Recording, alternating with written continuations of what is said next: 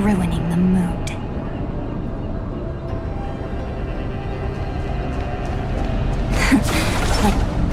Flee! Emerge from your cocoon!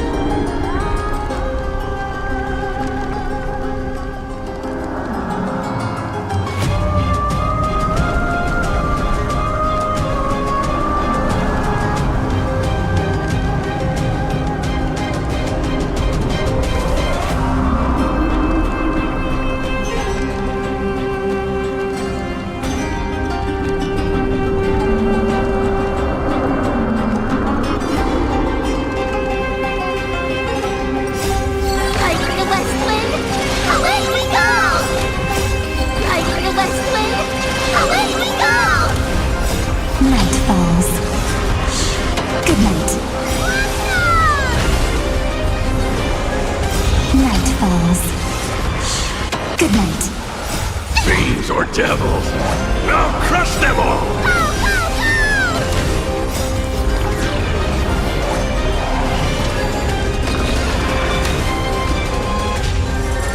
Ouch. Till we meet again.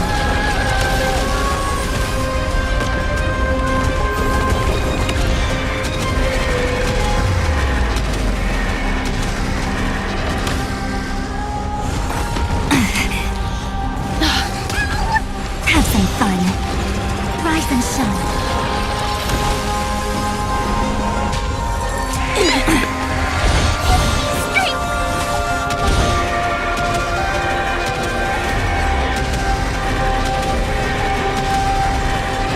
May death protect us!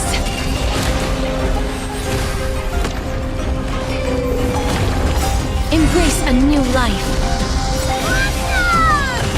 Again. Till we meet again. Fighting the West Wind, away we go! Night falls. Good night. Go, go, go! Have some fun. Rise and shine.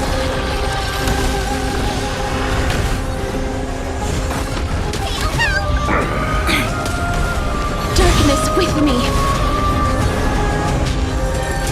Ouch. Fiends or devils, I'll crush them all!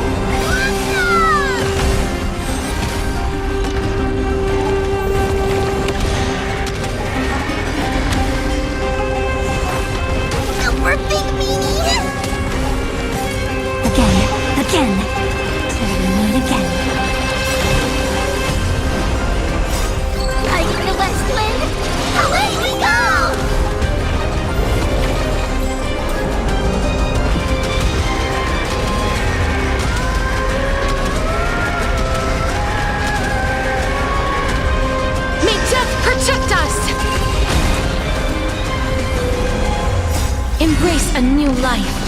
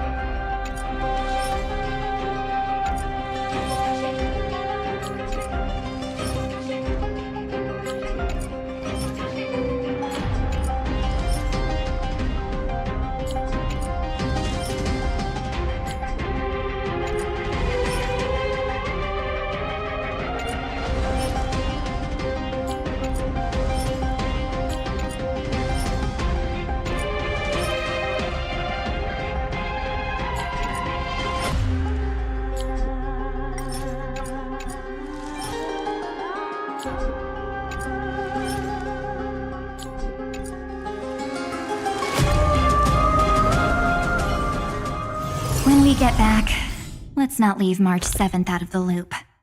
All right.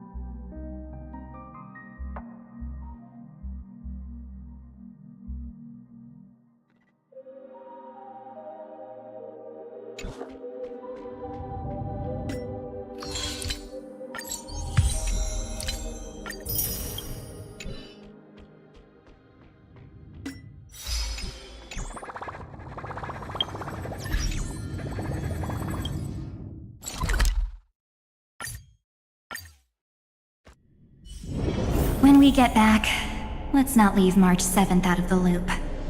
All right.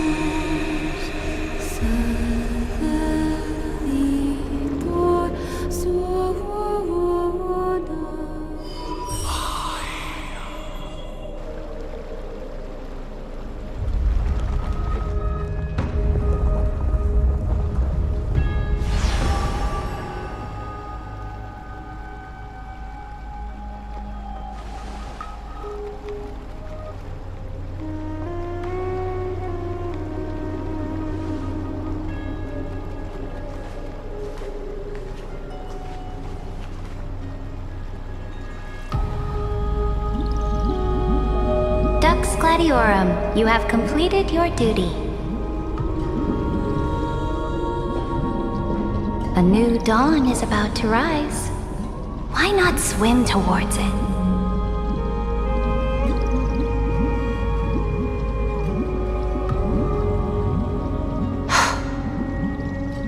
You died long ago, Imperator. Depart from my mind. But your duty towards the Imperator did not die with me. That duty will bind you no more. You will be able to hold for yourself one grandiose feast after another in the endless days to come.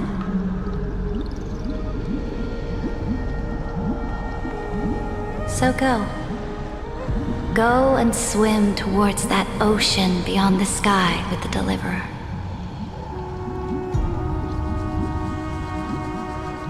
Is this? A page out of that sidekick's book. I commanded her to gift this page to you when everything finally reaches the end. What's on this page? Memories. Lifelike memories. That sidekick found me after the bloody feast 1,000 years ago and showed me her diary. I saw within that notebook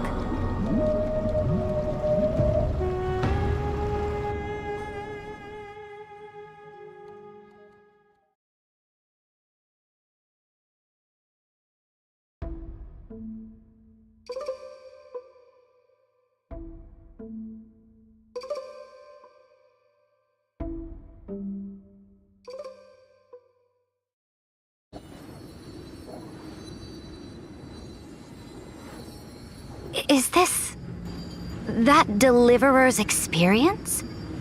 It's truly immersive. People beyond the sky apparently utilize this power to seal past scenery into crystals they call light cones. But I only know so much about the remembrance, so I can't completely replicate the past. But I'll do my best to talk about the missing parts. I'm all ears. Go on then. Do your best. But if your chatter gets too boring, or if I deem it offensive, then law will become forever beyond your reach. Got it. I'm sure you'll find this to your liking.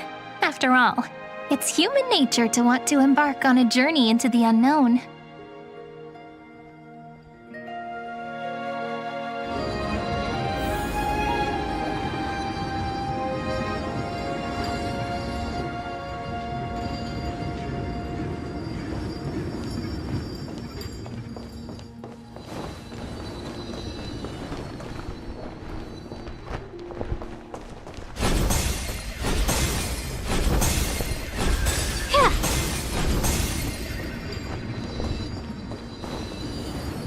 What brightly colored annals.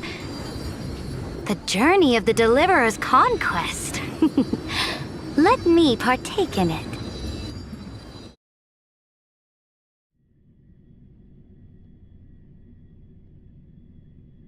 Is this a fortress in the sky? This is the first step of my friend's journey among the starry seas. This place is called the Herta Space Station. Just think of it as a supersized grove of Epiphany. Oh, so it's the territory of that witch. She and another Antikytheran lent me a helping hand back at the banquet. Look, over there. Looks like he's talking to Madame Herta in his memory. Let's go listen to what she thinks about this world, all constructed by eons and paths.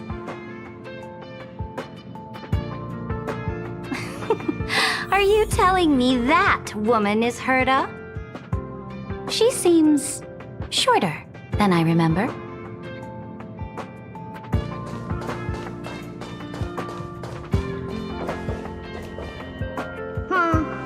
Pretty nice space station, huh? But just wait. After a couple more stops on the Astral Express, you'll see sights that'll make this place look ordinary. Oh, the cosmos is so vast that the unknowns far outnumber the knowns. But none of them will end up being anything amazing. The farther you go, the more you'll understand what I mean. So do your best with the nameless. Break a leg! And remember to send an update or two to Asta when you've got some downtime.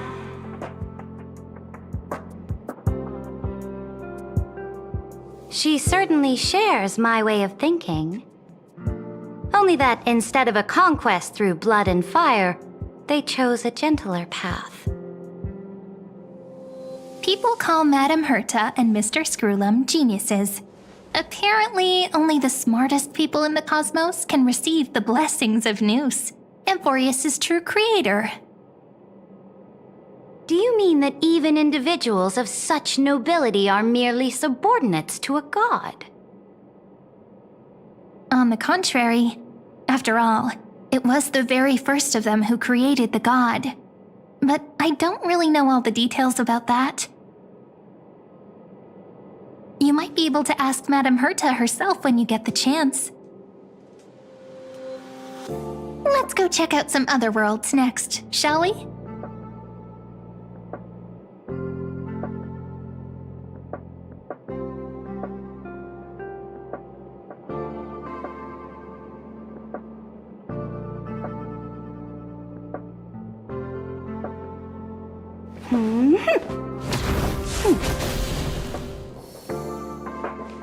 Oh, the cosmos is so vast that the unknowns far outnumber the knowns. But none of them will end up being anything amazing. The farther you go, the more you'll understand what I mean.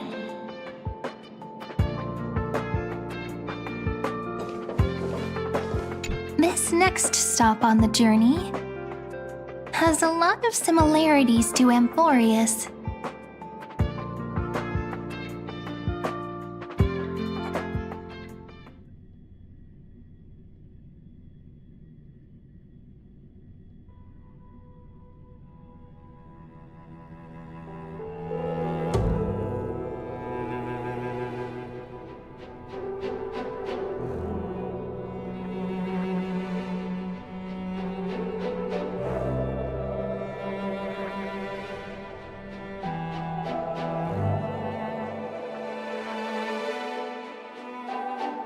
A snow-covered land? Interesting.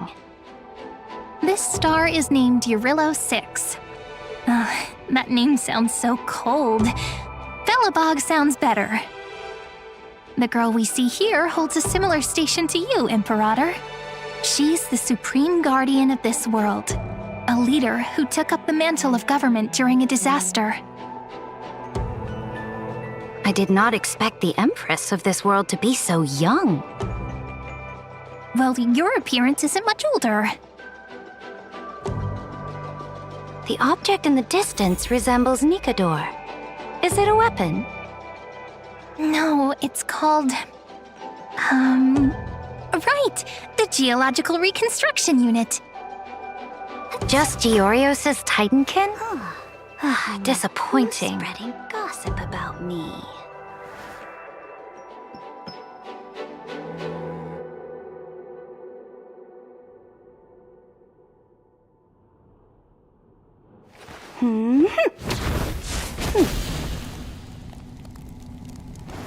Let us set out, my followers.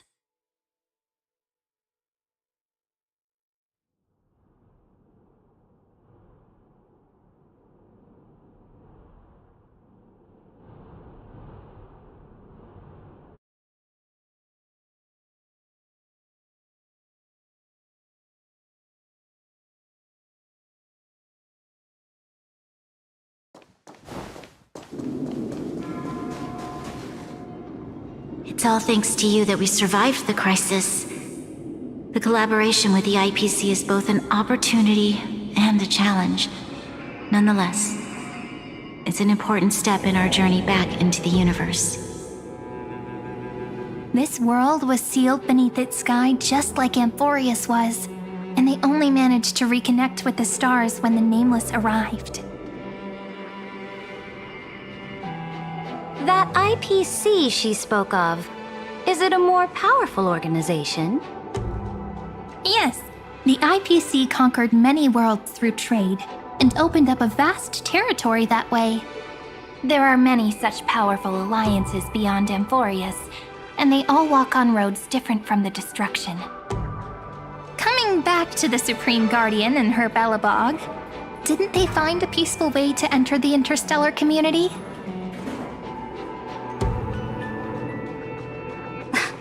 That cannot be true. That IPC would never have grown so big on trade alone. It may pretend to be a wealthy merchant with clean hands, but I am willing to bet that it grew fat on gory oppression and bloodshed. Its path of conquest must have had no mercy for the weak and would have destroyed them if needed. Are you telling me that this snowland never thought about tossing its dignity to the wind and kneeling to the IPC? I will not believe it.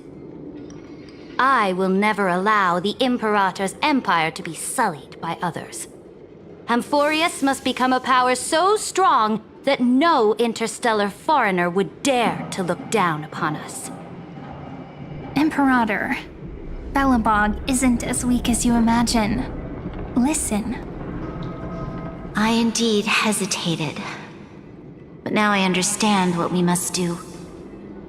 Belobog must learn how to walk on her own until she no longer needs the support of others and can stand on her 2 feet among the stars. Even if I may not live to see it, I believe such a day will surely come. They still have their dignity intact. One day, that hope will melt through the ice and help them into a prosperous tomorrow. But the order of the cosmos is already set in stone. The old laws decree that only the strong survive, binding the weak in an unbroken chain until they wither and turn to dust. Unless they embrace the power of the destruction. Amphorius must shatter the old law and become the new order among the stars. Speaking of the Order, another one of my friend's companions may be able to enlighten you further on that. Let's go to the next page.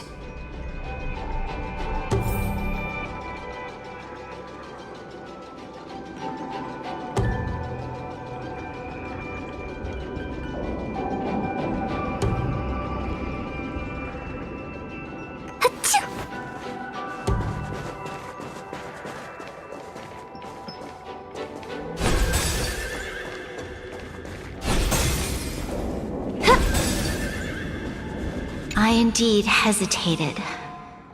But now I understand what we must do. Belobog must learn how to walk on her own until she no longer needs the support of others and can stand on her 2 feet among the stars.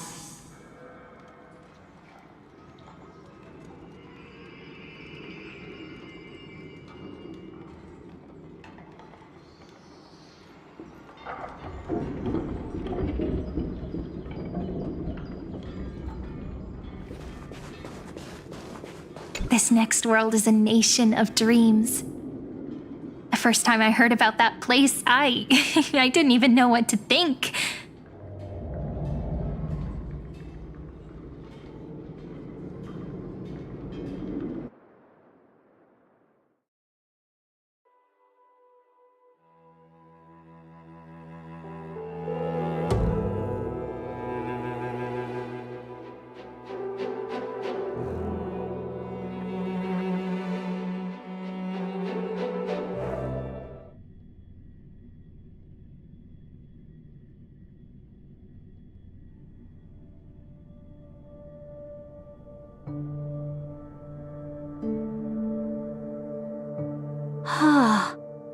Such opulence does indeed evoke astonishment.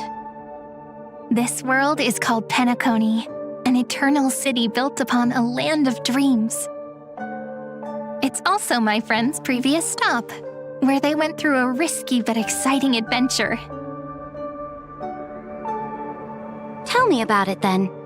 That man standing afar has wings on his head. I am truly curious.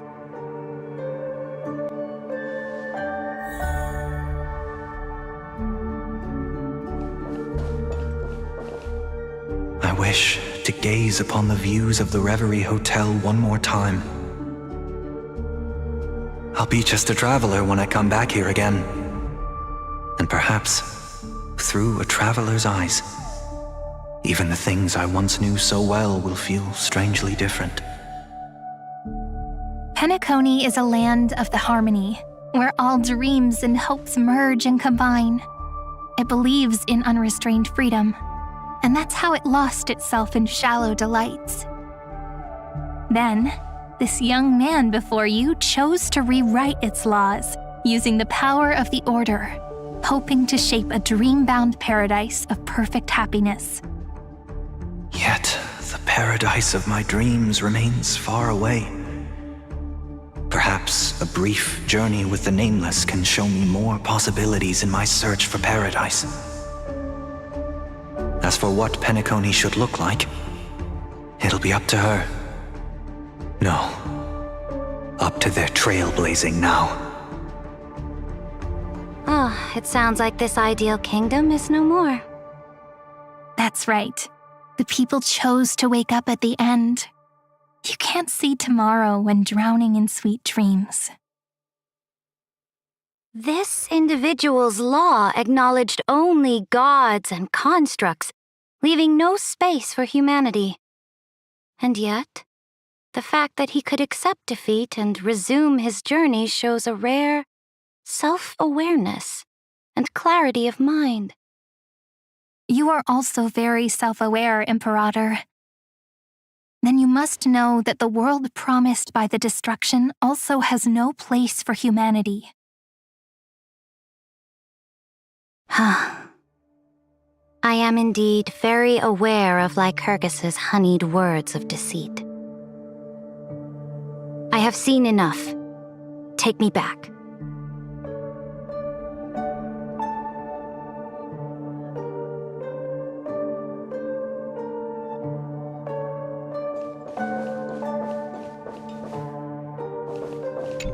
As for what Penacony should look like, it'll be up to her.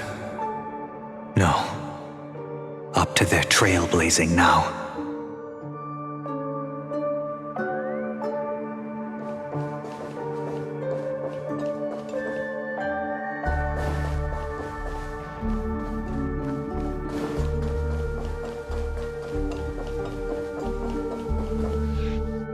Then let's wrap up this trip down memory lane with one last scene.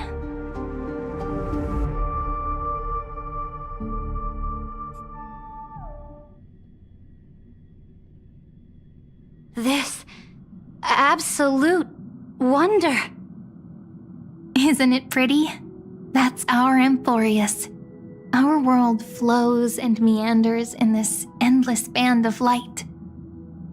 Though we were born from the designs of the gods and are not yet truly alive, the Chrysos heirs of Amphorius still chose to stand against fate and carved a legend no different from that of humankind. Will you really renounce the heroes in this world's previous 30 million cycles, Imperator? Including even yourself. Will you bow to brutal destiny and allow that puppet master named the destruction to have their wish? I know what you want to do, sidekick. You want to use that deliverer's memories to influence me and tilt the scales of law toward him and the two geniuses. You really saw right through me, Imperator. How can one rule an empire if one is incapable of understanding people's minds?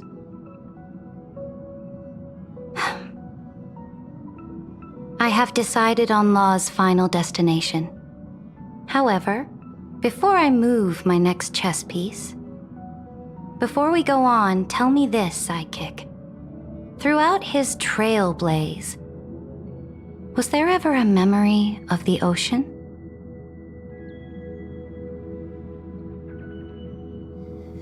The ocean. My cradle.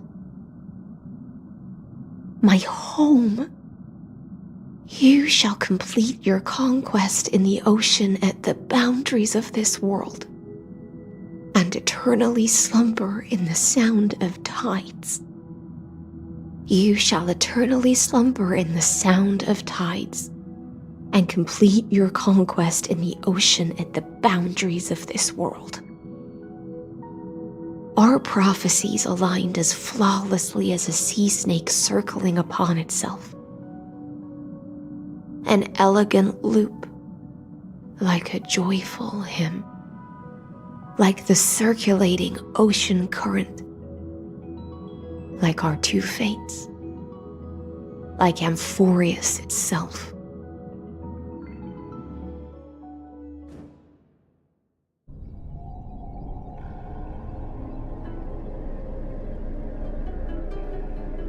The trial is over. So tell me, who will own the divine authority of law? I won't give it to anyone. What? I am the law. Why should I give my imperial crown to any other? Both the Deliverer and the Theoros came from beyond the sky.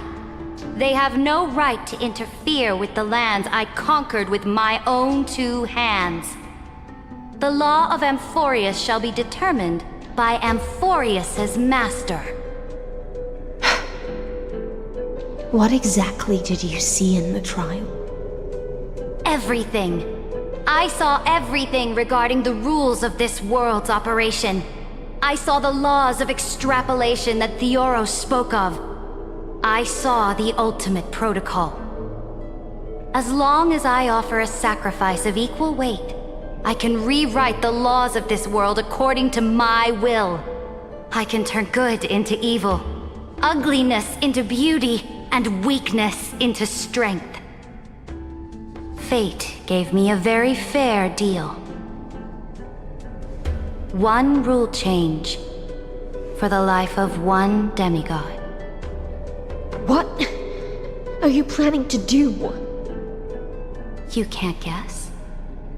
We can conquer the stars without relying on any power from beyond the sky. We just need to make some reasonable sacrifices.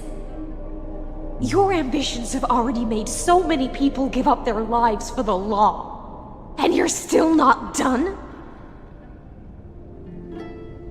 I am determined for Amphorius to stand on her own 2 feet among the stars. You are beyond reason. You think such a simple and hypocritical statement can justify your atrocities. There's no new without destroying the old. That's what you consider an atrocity? Ironic, for that is also the unchanging law of Amphorius's revolutions. Ever since the Flame Chase prophecy resounded in the distance, fate has decreed for the Chrysos heirs to ignite our blood and illuminate this dark age. People would still be puppets of the old dynasty if it weren't for my conquests. But your world doesn't seem to be any different from your predecessors. Bloodshed, tyranny, oppression. You're making the same mistakes they did. Go and see everything for yourself.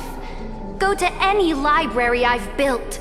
Go listen to the rumors on every street corner. Go and witness how the Imperator crushed the old laws and forged new ones.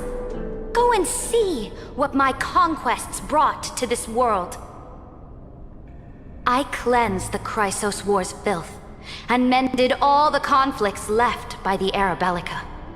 I restored Akima's might and allowed mortals and Chrysos heirs to face each other as equals in the Council. I punished all sins and rewarded all achievements. I smashed Talantin's shackles, united humankind to save themselves, and started the Flame Chase era.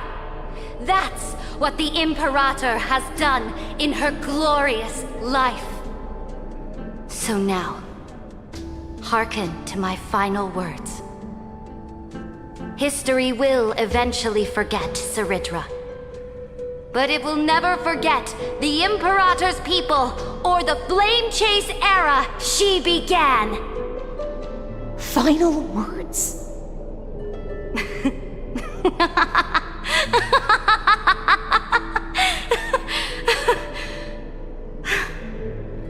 Amphorius is about to be destroyed.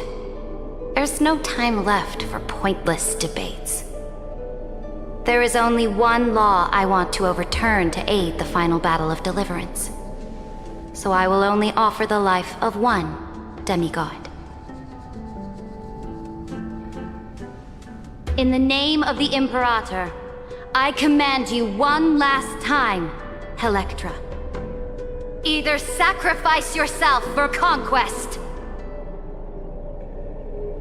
or pierce this tyrant's chest with your sword. Thus, the Imperator concluded her final speech. At the end of her life, at the last moment before she stepped onto the altar, she gave her most loyal subject the choice to decide fate, just as she promised her compatriots before her very first campaign. My blood flows in you now. Heroic compatriots, follow me, and we'll seize fate's reins! The Imperator fell. Some say that the Dux Gladiorum turned traitor and killed her liege. Some say that she imprisoned the tyrant in a shallow pond of water, then left. Which meant the Imperator had to kill herself to rewrite the law. There are countless stories about her death. All we can be sure of is when the knight left the vortex, the Imperator was still mumbling about their past conquests together. The beginning and the end of her existence. Imperator, wait! How could someone of your status come to the front lines? Let me be the flag bearer! The troops defending the pass to the west of the grove, have they surrendered? They ran as quickly as they could when they heard your name. The Golden Cocoon Pass is now in the First Legion's hands. Good. What about the Delosian militia? The Third Legion set fire to the mountains and flattened everything west of the basin. They just need a few more days. That is enough. We cannot afford to miss an opportunity for victory. Lastly, how many Laedonian cannons are left? They are no more. The Second and Fourth Legions have destroyed them all. Very good. They now have no way out, no reinforcements, and no artillery support. We will be able to liberate the Grove of Epiphany in the blink of an eye. We will launch the final charge 1 quint after the curtain fall hour tomorrow. Remember, as long as the Alliance's flag still flies on my shoulders, you must keep moving forward. Take no prisoners among the enemy's soldiers. All sages who resist are to be captured and tried according to martial law. And do not destroy any books. Now go! Notify the entire army! Understood! Those who are resolved to die, we salute you. Reporting in. The Mountain Dwellers are resisting fiercely, and the legendary Mountain Breaker has personally engaged in battle.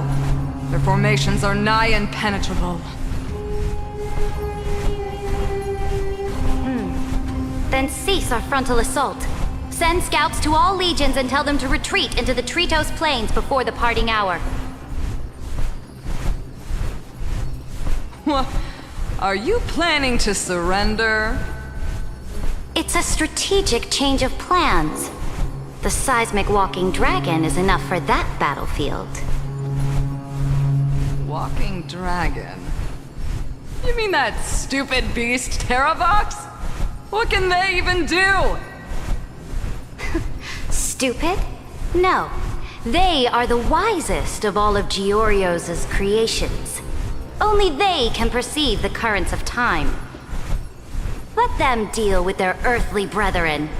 We will advance and take the lead in defeating what remains of our enemy. I will deliver the most fiery retribution for the humiliation they dealt us, and crown myself with a god-slaying wreath. Understood. I'll see to it. Those who are resolved to die, we salute you. The Temple of the Three Fates sent a letter, Imperator. They refused to surrender, and said this letter is their last warning to us. Tell the commanding officers not to launch any attacks unless they receive the Imperator's handwritten approval. Disobedience will be punished by death. What are you doing? The priests of the Three Fates aren't soldiers, but politicians. Do not mistakenly believe they don't have a plan. These dying pests will wring out every idea from their brains, all for short-sighted gain. They are much shrewder than we are. I am inferior to them in that regard. They also have the prophecy to wield as a weapon, something I am not blessed with. Launching an unplanned attack will only disadvantage us, as all of Emphorius will judge our actions. Which means, I will be heading to the battlefield myself, just as I have always done. This time, however, I will go alone. I will conduct secret negotiations to ensure fate is on our side. Understood. The legions will make their preparations. Those who are resolved to die, we salute you. Why are we not allowed to march out with the army, Imperator? This will be a long voyage with no return. Those of you who bear the prophecy cannot come with me. Why are you personally leading this battle if it's doomed to fail? The Flame Chase journey cannot be without a leader. That is correct. The Empire will be without a head when the Imperator falls. But remember, as long as you seize the right opportunities, even a chaotic game will remain winnable. My departure will create a long staircase for you. You will understand what I mean when news of my death reaches your ears. Saridra, is our journey about to be over? Destroy the old laws and forge new ones. My conquest has reached its limits within the borders of Amphorius. Since the prophecy already decreed that the Imperator would never conquer the stars as she wished, I will bow out here and try no more. More Chrysos heirs bearing divine authority will be born, and many more heroes will arise. Will they demand peace or war? Will they resist tyranny or become the next Imperator? I do not care. The children of the future will decide for themselves. Do not mourn for me. Anyone can kill the Imperator. But the only one who can truly destroy her is Saridra. At the end, I faithfully recorded the most important battles in the Imperator's life. Her conquest was about to be completed at this point in the story. However, for some reason, a memory suddenly entered my mind just as I was about to put down my pen. It was a journey on a fantastical train. I had the honor of having a heart-to-heart conversation with the Imperator under the stars, and I asked her this question at the end of that discussion. How do you want history to remember you? As a hero who gave up her life for the flame chase? Or as a tyrant? She answered so quickly, as if she had made up her mind long ago. I would rather be forgotten than be defined.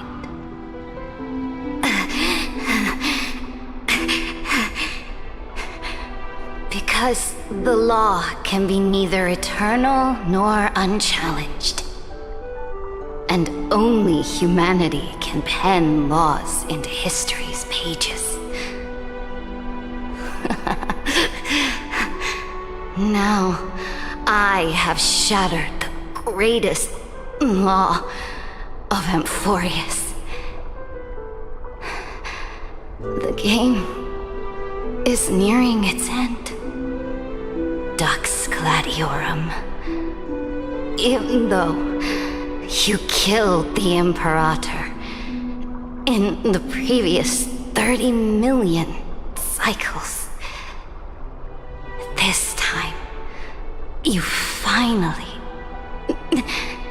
found your own law.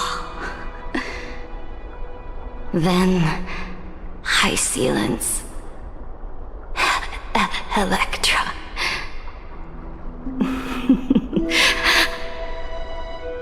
I will ask someone to deliver the prophecy's ocean at the boundaries of this world to you.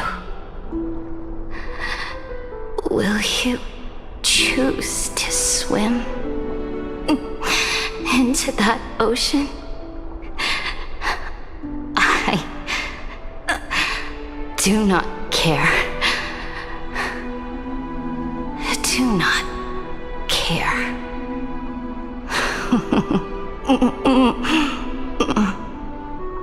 The Imperator muttered about her conquests, and news of her death spread in the city. Freedom! Liberty! The tyrant is dead! Go! Shout this news in the streets!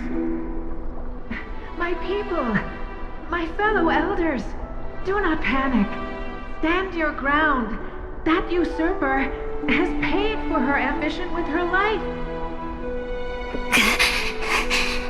People once cheered for my ascension.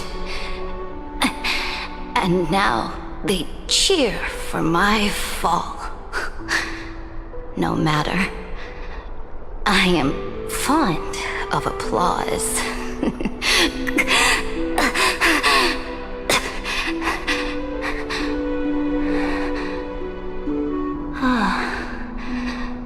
I see the cosmos, the battlefield that I cannot reach. I will return in the next cycle.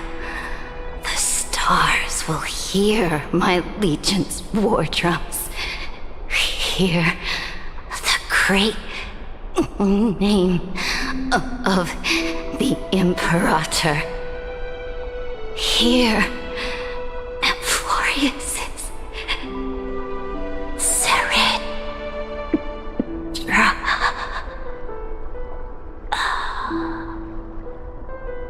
To this day, we do not know which rule the Imperator overwrote at the cost of her life.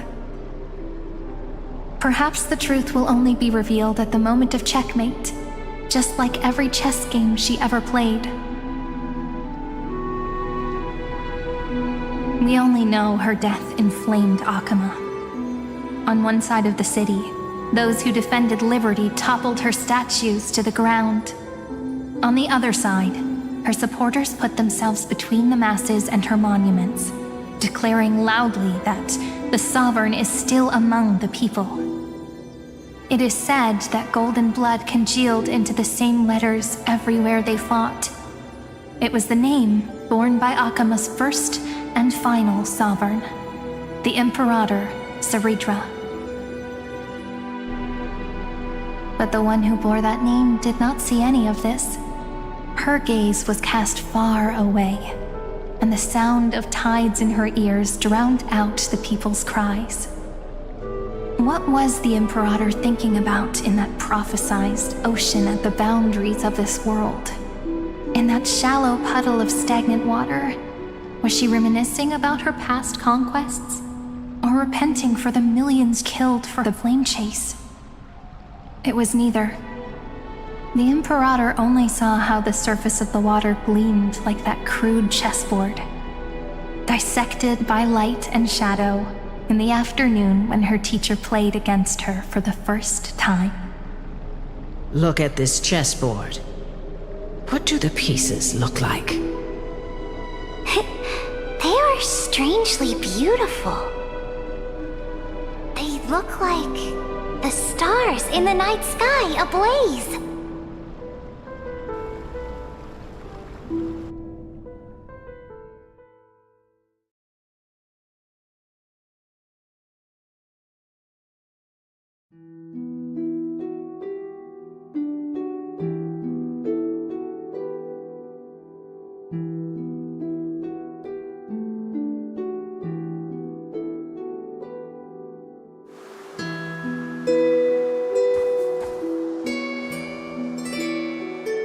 From that page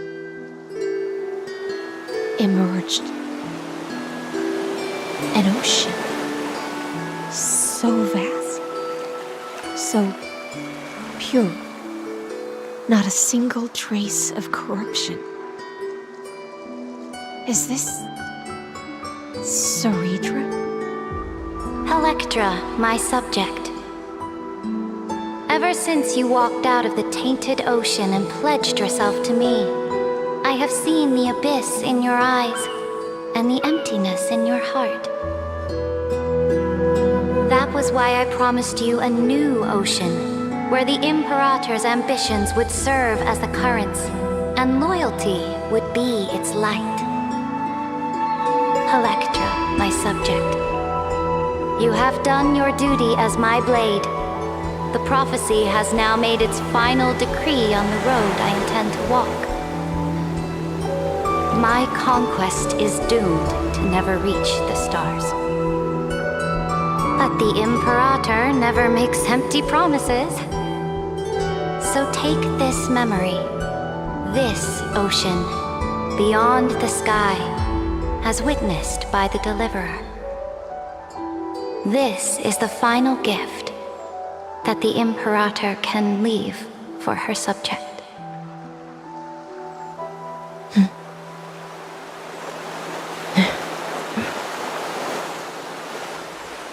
When I was still a fish in the ocean, I always felt so genuine swimming through the waters. But once I stepped onto land, I found myself caught in a play. Every land dweller wore a mask in their life. So I, too, donned a costume and tried to find my role in this show. I became your blade in war and the violin strings at banquets. Do you still not get it? I do not long for the oceanic depths of my homeland. Nor do I crave the swelling seas beyond the sky. Perhaps even I don't know what I want. I still don't know where I should swim to even at the end. But I know one thing right now. A fish is simply a fish. And she can never leave the ocean she's in. But whether under the ocean or on land, we two prisoners who can never escape this cave can still look outside the cave and see the stars.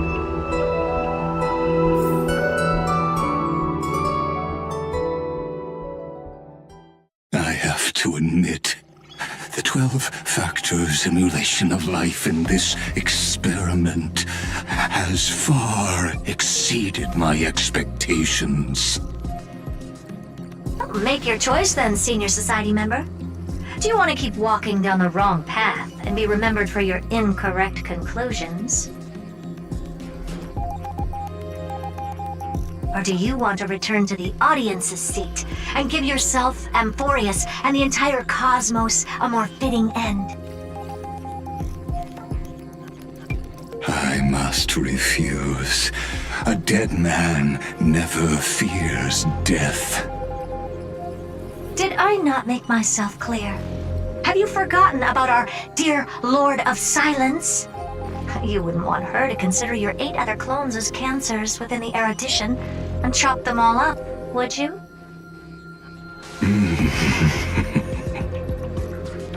Your logical deductions are vastly different from mine. Therefore, allow me to provide one more academic recommendation. Listen, my peers, why don't you look beyond this world, just as the Chrysos heirs did?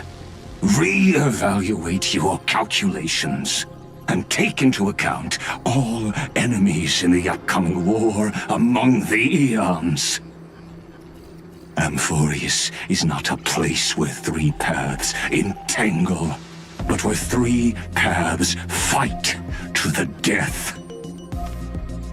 You used Memoria to resist me, but did you not consider the possibility that the Remembrance and their children might have taken this opportunity to join the fray as well?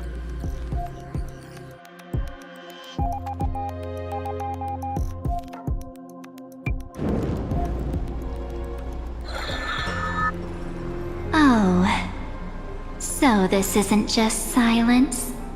It's the answer. What was the last thing he said to you before you parted the waters at the Scale Gorge waterscape? A tricky question, but one with a simple answer. He didn't say anything back then, right?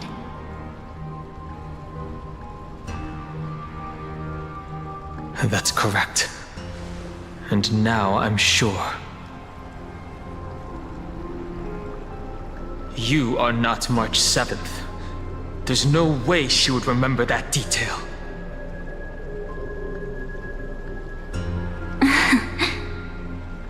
I'll only warn you once. Leave her body. Now.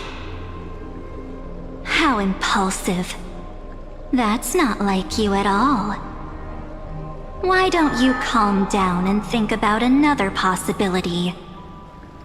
I didn't take over March 7th's body. Rather, it's March 7th who regained my memories.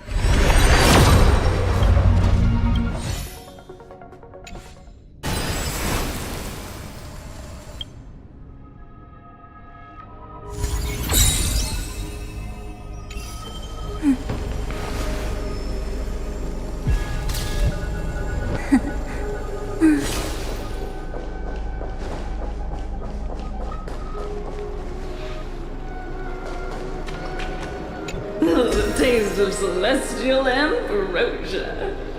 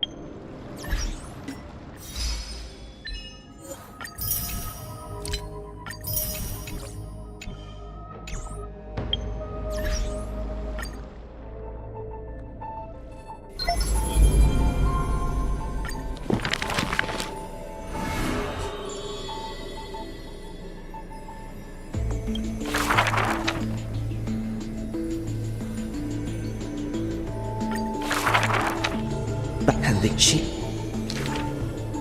Fat. This.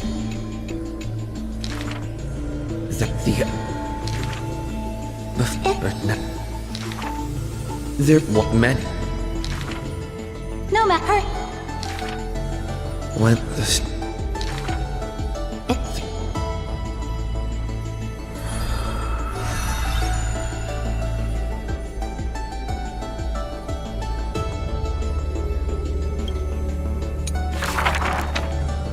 The rock. The Av. The.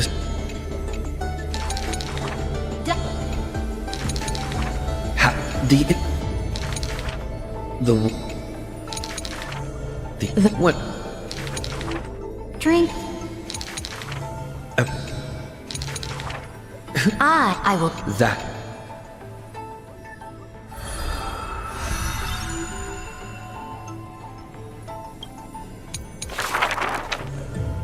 and the top. She event. In the. Let him. The she. But help. Please na. For a. Sir.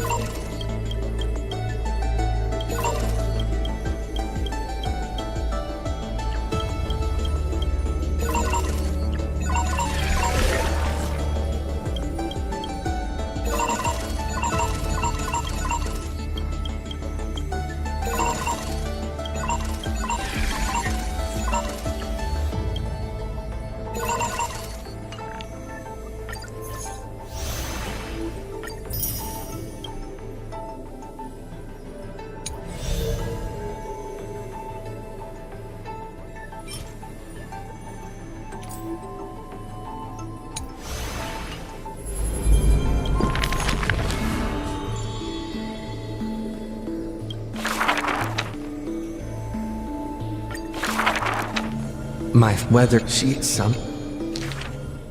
Oh. Met. It people. They don't. That. The. After.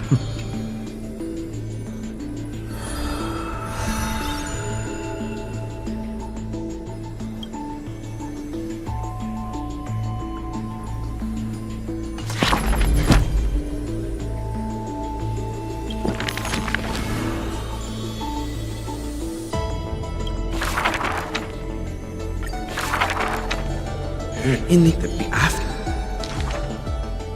Yet. The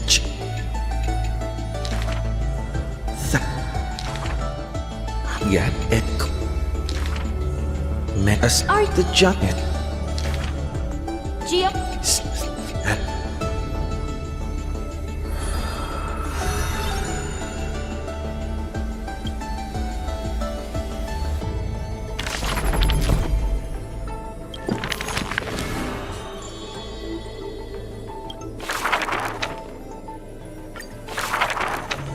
When it's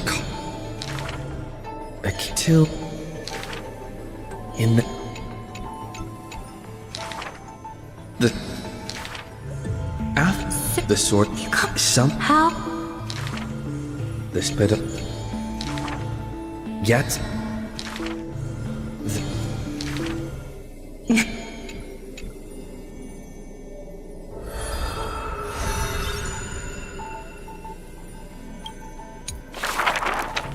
and head for the own work.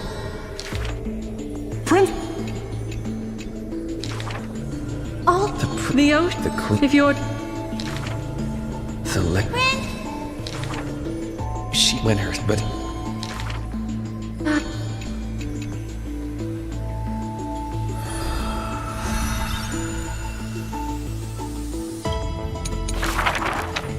she when I'm.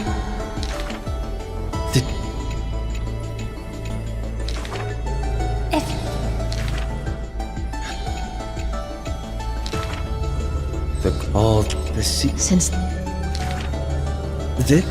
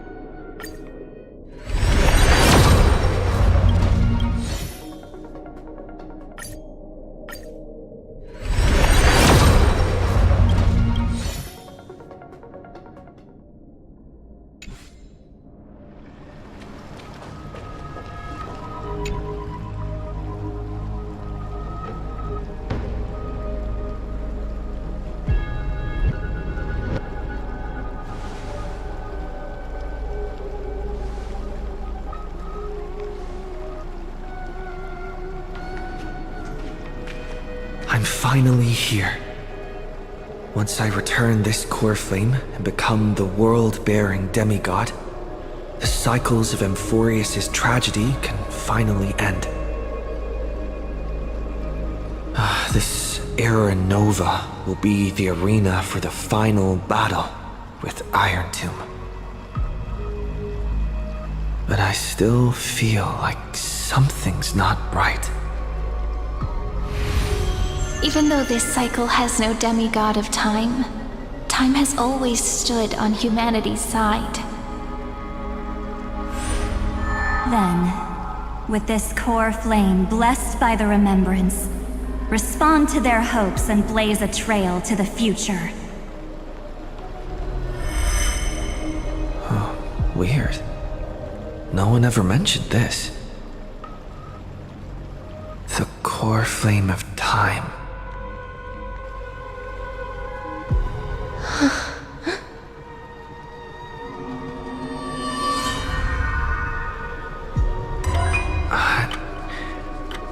When did it get returned? You used Memoria to resist me.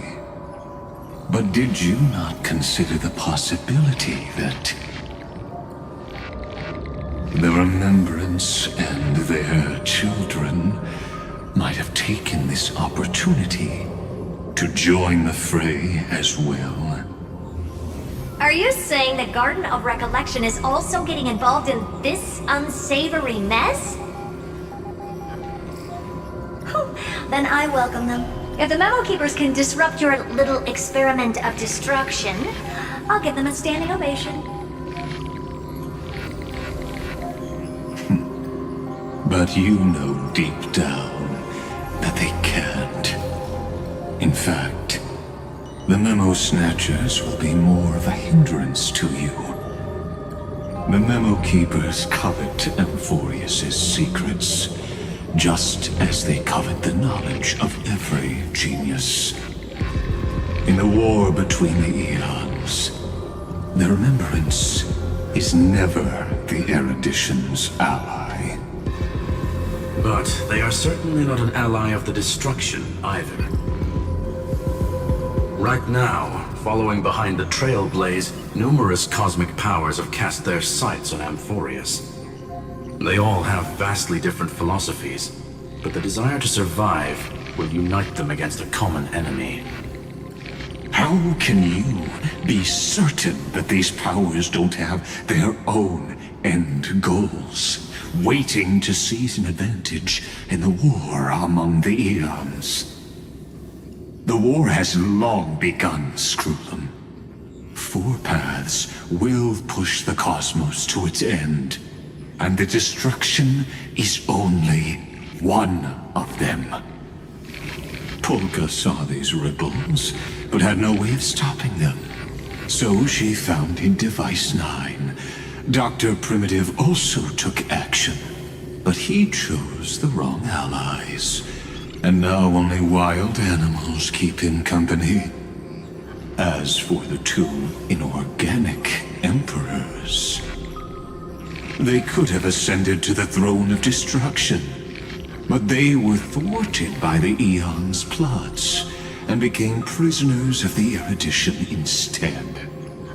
What's interesting is, while the second emperor had a body made of flesh and blood, he considered himself an inorganic being. Guess who was the one who influenced his thinking? We have no interest in chatting about the past with you. Logic, you are stalling, which means you feel trapped.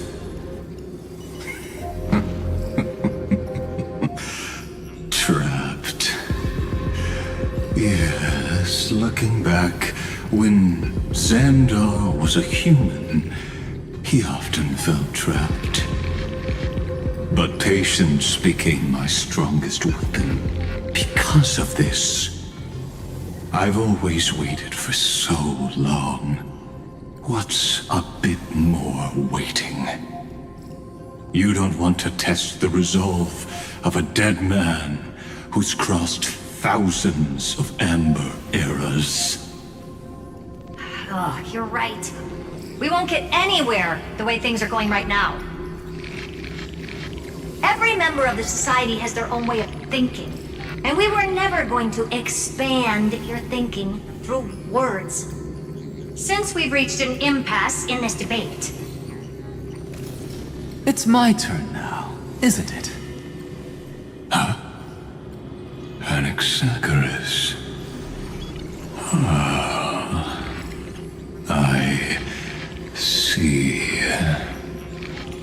Exactly. The benefit of dealing with intelligent individuals is that there's no need to waste words.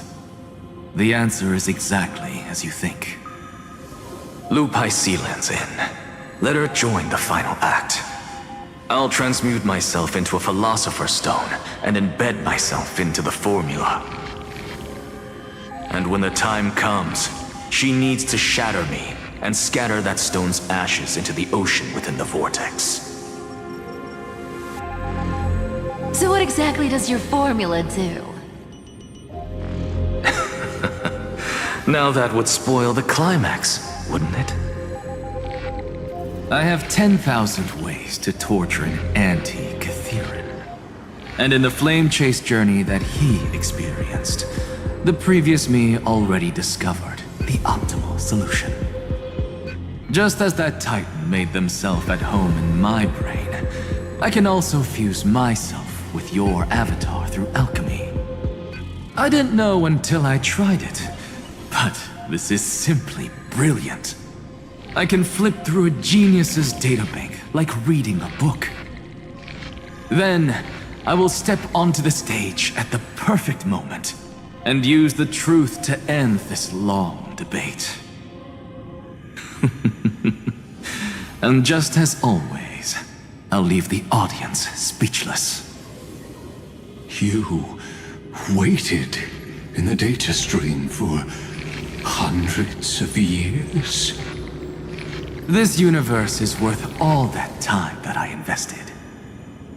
How absurd. But I can't help but admire it. You managed to avoid the watchful eye of the erudition and plan all of this within Amphorius. It seems that there was a slight oversight in my assessment of the experiment. Perhaps there was more than just one oversight. More than just one? I underestimated the Remembrance's methods. A third party is about to join our discussion. Still haven't noticed it. In the past few moments, we've all forgotten something, haven't we? Miss Cyrene disappeared. I thought no one would notice me if I just waited at a corner of the memory zone. But I see that wasn't enough to fool you, my dear.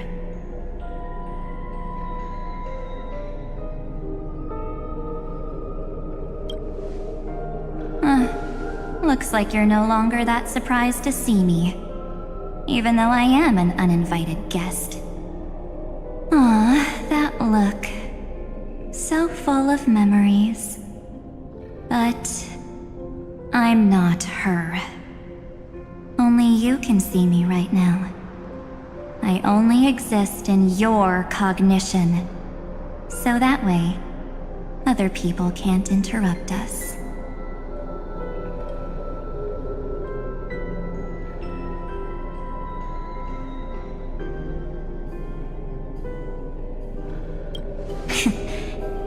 You mean, what's going on with March 7th? Good. I like people who don't beat around the bush. So, let's talk about the one thing you should know.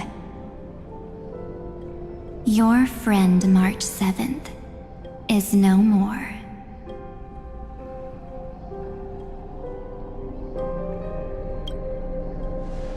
Yep, no more. March 7th entered this world long before you and Don Hung arrived at Amphorius. She embraced the path of remembrance to save you two, and burned away like a lone candle in the fog. And I am the shadow cast by her candlelight. I've been hiding within the cracks of time all these years. It isn't easy to deceive a genius, but I can do it. I'll now answer your other question about who returned the core flame of time in this cycle. The answer is simple. No one ever did.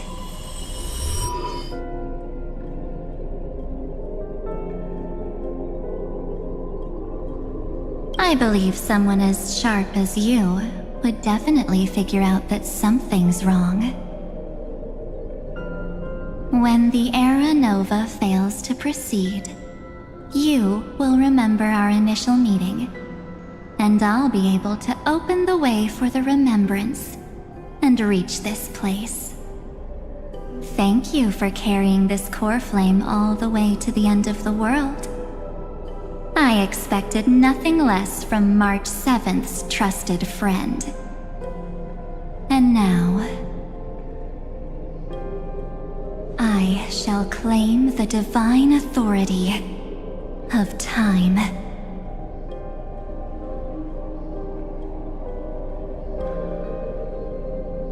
I already told you, she no longer exists.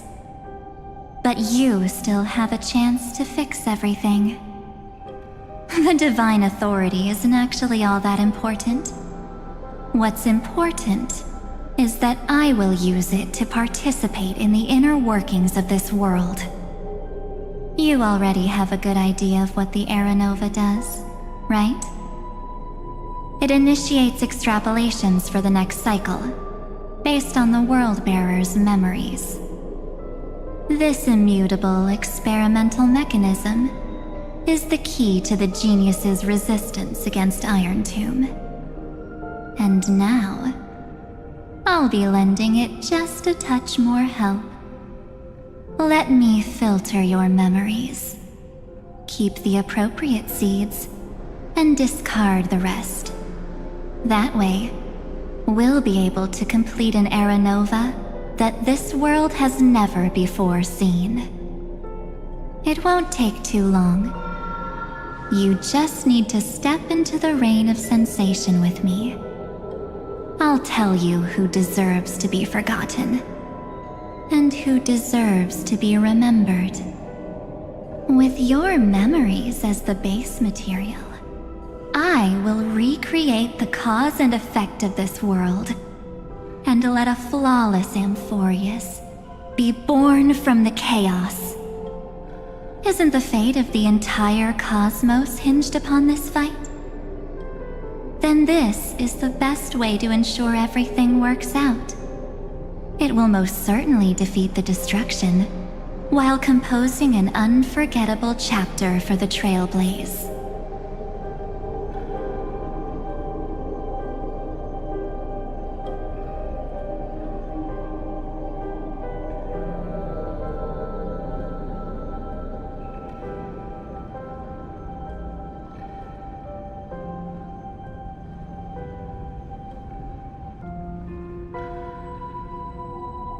You're right. I'm not her. But our hearts are closely intertwined. Besides, that's what March 7th wanted. If a new life is to be born, its seed has to be dead. March 7th made a wish to me before she disappeared. Her only wish was for the Trailblaze's journey to continue without an end. I'll I'll definitely fulfill that small wish for her.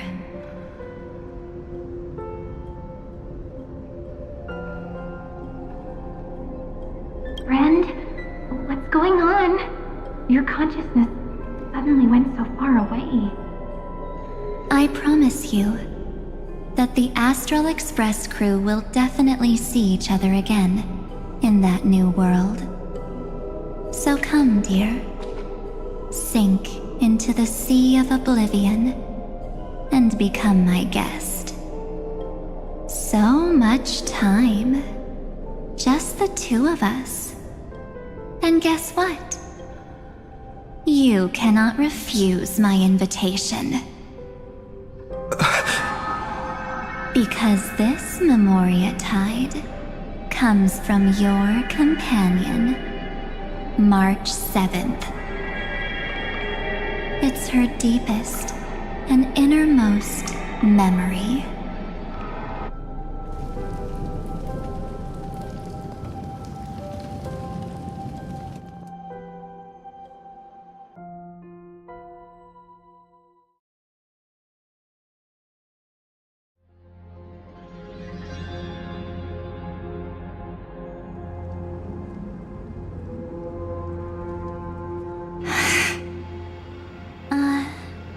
Well, I'm not actually all that surprised. I saw you ages ago, after all. It was on that night when a certain Knight of Beauty dropped by uninvited to the Astral Express.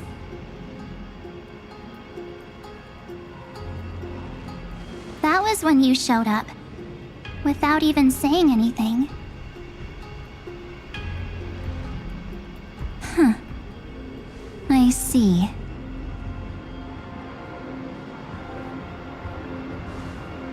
Then, do you still remember how long it has been since you entered Amphorius? That's gonna be tough to answer. 97 days. You walked every inch of this world in 97 days. But unfortunately, no one was able to see you. And you weren't able to interact with anyone. Like how the Memo Keepers renounce their flesh and turn into mimetic entities. You are now a ghost. A being. Unperceived by all. But I can't just do nothing. This world is super terrifying. He and Don Hong have already set off. The Astral Express could appear on the horizon any second now.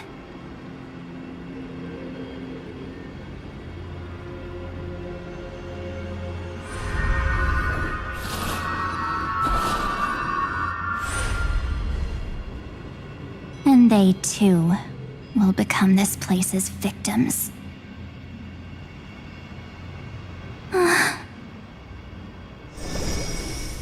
For ages, I've watched people walk through that door.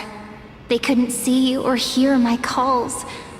The voices beyond always promised safety, but I've never seen anyone return safely. They are all humans who got lured into this place. But these people's memories were tampered with. That's not what happened with the Express crew. That's so cruel. Did the Memo Snatchers do that? I don't know. I only possess your memories. None of these people managed to break through the sky's seal. There's probably a dangerous reason as to why Amphorius had remained undiscovered for so long. Anyway, back to our initial topic. You gotta know something, right? We practically look like twins. Maybe you know a thing or two about my past? Or any hidden powers I might have? Please, tell me what I need to do to protect them. Have you ever wondered what the word cost means before jumping into action? Cost? Shouldn't I be the one asking you that? Oh. You always hid in my memories. Never wanted to come out. The only times you showed yourself were when I got into serious trouble. That's because you also don't want to get discovered by the garden's observers. Am I wrong?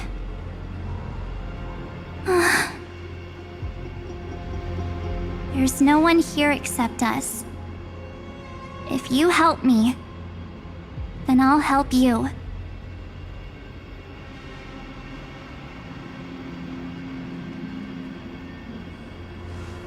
Fine. Let me drop a single pebble into these stagnant waters and watch the ripples reshape everything. But you must polish this pebble with your own hands, and it will require all of your memories. What will I turn into after that? Maybe you'll turn into a guiding light. Or maybe you'll be reduced to dead embers. I can't guarantee that you'll remain the person you are now. Inside you is nothing but an Evernight. Even I can only catch a tiny glimpse of it. If this is the only way, then I don't see why I should say no. Besides, the mastermind behind the show is about to find us.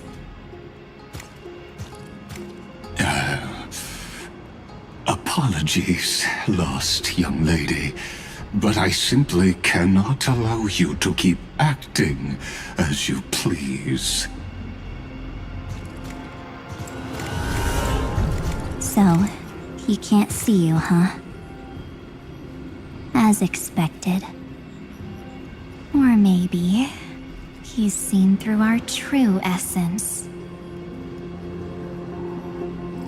The Garden of Recollection's methods are puny party tricks. But you... how did you overcome the ultimate protocol? Looks like we don't have time to keep talking this out. That's right. Some opportunities will never come again. Then, let's do it. Offer up all of my memories. Cast down this pebble, and let everything in this world Be swallowed by the torrents of oblivion.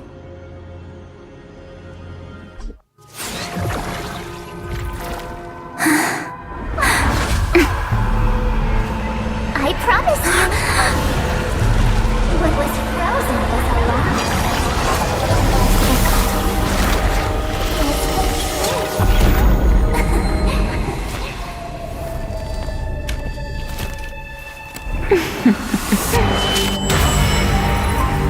Now, let's bring the true Evernight to this world.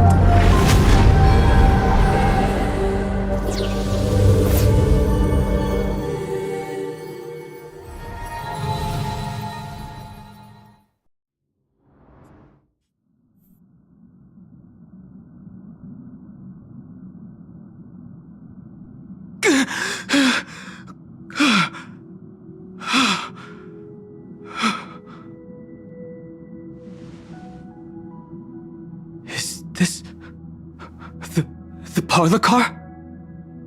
Am I back already?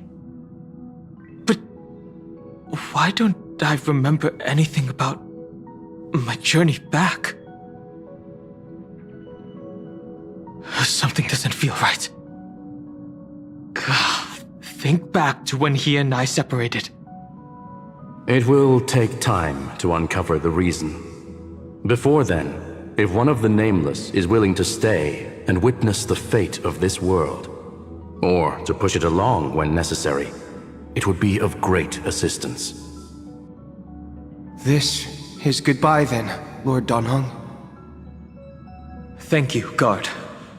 I hope that all of you will be able to overcome this disaster. But I can't remember anything after that, no matter how hard I think. Where's Sunday? Did he not come back with you? He stayed with Madame Herta. They wanted to try using his tuning to help support the genius's thought hacking. Is that Himiko's voice? And Mr. Yang? Oh my. That was Herta's suggestion? It's hard to imagine she'd borrow the power of the harmony. No, it was Sunday's suggestion. Herta initially refused. But she changed her mind after Xandar's identity was revealed. And we still can't get in contact with the Xianzhou Lafu? I'm still trying, but this place is outside the interastral peace communications coverage zone, so there's a limit to what we can do. What about Aventurine's chip, the mini-transmitter? Surely it can get through to the IPC's lines. Himiko, are you all right? I've never seen you this anxious before. All right. I'm probably just tired. Let's focus our energy on the kids. Now's not the time for distractions. Right. Unfortunately, I left that chip in the dreamscape when we departed Penacony.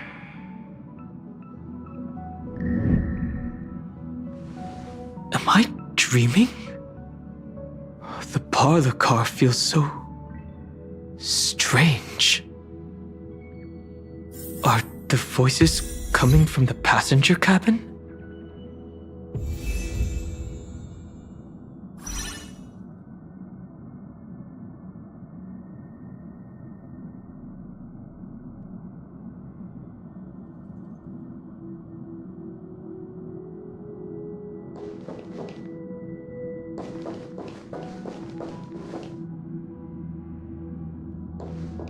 Those two passengers have to return safely. Don't worry, Pom Pom. They're both experienced Nameless. They'll be just fine. Oh. I'm right here. But where did all of you go?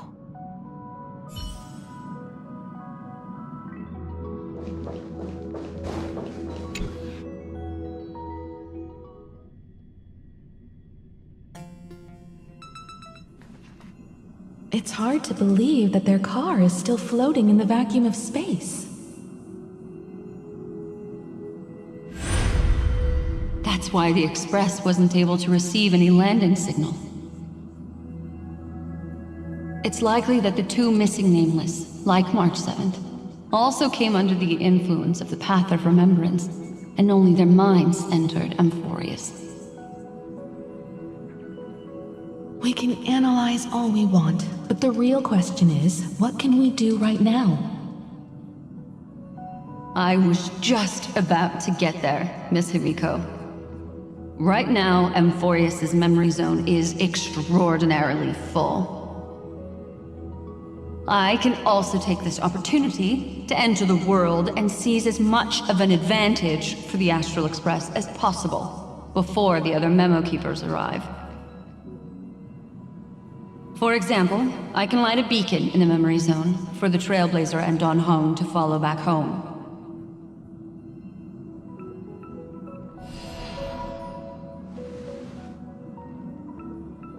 March's room.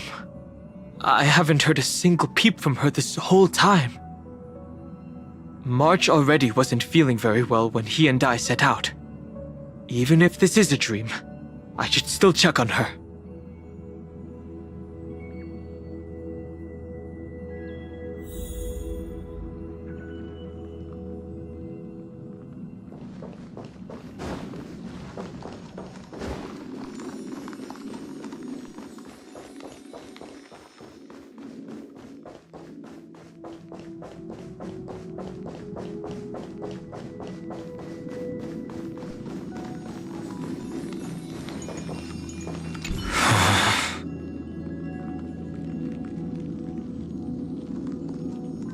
No, that's not polite. March, it's me.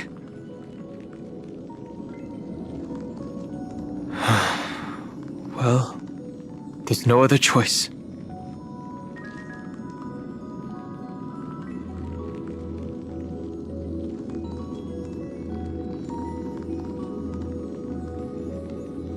Sorry, March.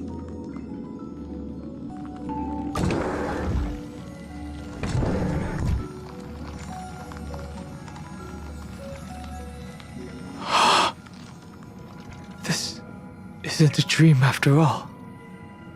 Based on what Madame Herta said, Don Hung should already be on his way back. But the Express hasn't detected any traces of him. I feel like I've seen these floating black things somewhere before. Or he's already returned to the Express, but fell into the trap of someone with ulterior motives. No, I've definitely seen them before. But I've lost that memory. The Memo Keeper's mimetic entities are truly everywhere. Don't worry. Normal Memo Keepers can't do anything to that little dragon. As long as he's awake enough, he'll find a way out. All he needs is a little concentration, patience, and resolve. Hearing you say that makes me feel much better. Don Hung has all of the qualities you mentioned. I don't know what your intentions are. But as the guard of the Astral Express, I must ask. Any suspicious and uninvited guests to leave.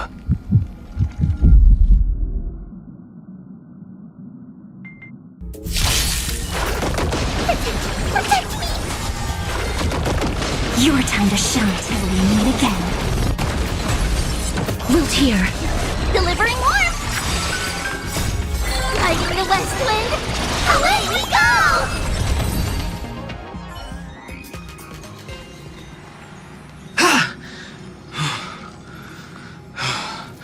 Is the trap now taken care of? Don Hung! Miss Himiko! I'm back.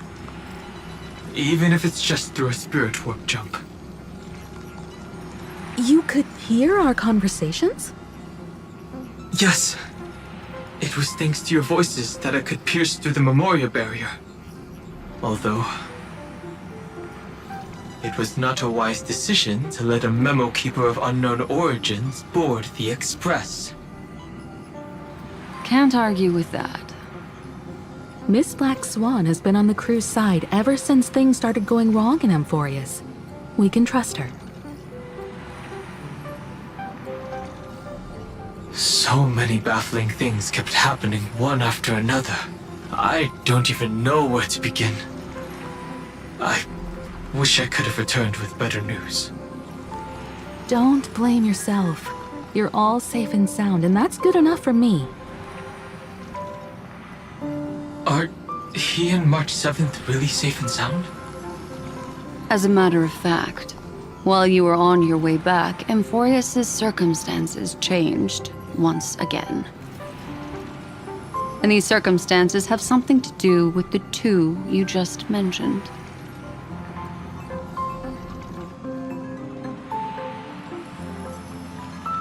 Are you saying that he has been kidnapped by an unidentified Remembrance Pathstrider? So you're saying that person's appearance is identical to March 7th? It's too early to say that, as I haven't seen her with my own eyes. I've only detected a similar aura in the memory zone. We have no way of knowing what March 7th has experienced. But I can assure you, if we sink too far into the Memoria tide of that Miss March, what will happen? Everyone here will be torn to pieces. Please, trust me on this. But I also trust in our trailblazing companions. I know this isn't what March would want. No matter what secrets are buried within, we'll do whatever we can to find that March 7th and bring back him and the March we all know. I mostly understand what we've learned about the erudition and the destruction. But what roles do the remembrances intruders play in Amphorius? I made some new discoveries relating to that with Madame Herta's help. As part of the deal, do you mind if I share them with you? All right then. Fourth mirror. Oh, it's finally my turn to shine! Oh, this feels like such a grand occasion! It's really been too long since I last appeared. This friend here is Madame Herta's very capable assistant. They were the ones who helped you complete the spirit warp jump. Additionally, it was thanks to them that I was able to learn the secrets of that group of extremist memo keepers. I appreciate the praise, but I didn't have to lift a finger. Mirror. You did this through a mirror? The garden has strict rules for collecting memories. But not all memo keepers are as proper as I am. Herta Space Station often has uninvited guests, and they never seem to know their limits. That group of memo snatchers has been taken care of, and they are now trapped in the fourth mirror. How many of them are there? I can't quite remember. I didn't really count carefully either. Maybe around 42? There's still room for more. I carefully dissected the memories of these colleagues of mine.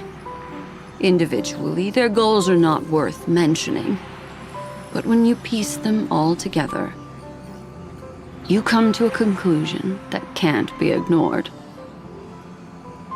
The Garden of Recollection is secretly salvaging the memories of a path disappearing. In other words, their goal is to gain the memories of a god's death. The moment an eon falls? That would indeed be a spectacular sight for someone dedicated to recording these things. That's exactly the problem. They seem to have been aware of the destruction's movements early on, but they lacked a decisive power and had no way to penetrate Amphorius's firewall. So, what did they decide to do? Hide the truth and wait for an opportunity. Now, it seems that letting memo keepers guide the right people here was also part of the plan. This also confirms one of my suspicions. They have already infiltrated deep within the garden. they would not hesitate to associate with the destruction in order to salvage memories? Could they be the cremators? I don't know. Perhaps there are even deeper things at play here. The majority of Memo Keepers believe that when the universe inevitably reaches its death, unable to sustain increasing entropy, Fu Li will use the memories of everything to reforge the cosmos. Amphorius, as a scepter, can be viewed as a mini-universe. This is why Memo Snatchers have been frequenting the Herta space station. Without a doubt, these extremists wish to record the cause and effect of Iron Tomb's destruction of the erudition. They may want to use it to simulate the end of the universe, or to probe into the unfathomable will of the eons. The Trailblaze broke the seal around Amphorius, giving these people the opportunity to enter.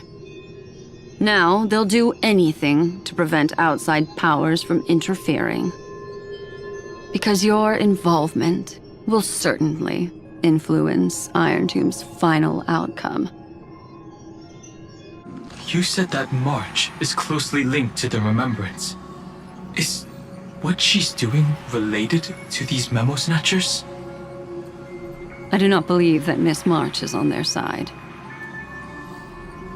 In fact, when the car you used for landing first made contact with Amphorius, a violent surge of memories flowed past. Combined with what we know now, I have reason to suspect that the flash of power came from March. Exactly. She was the first to be hijacked by the Remembrance, but she used Memoria to neutralize the firewall, allowing you two to enter Amphorius. At present, we've lost contact with him. Our only choice now is to rely on the eyes and ears of those two geniuses to understand the situation within Amphorius. There's no use in agonizing over this, Dan Heng. Our top priority now is to find where that car landed. Yes. Passenger Dong Heng! You finally found your way back home! Yes, conductor. I'm back. It's just... Pom-Pom knows! Pom-Pom came over to bring you good news! Passenger Welt says they found those two passengers! Their projections are in the parlor car.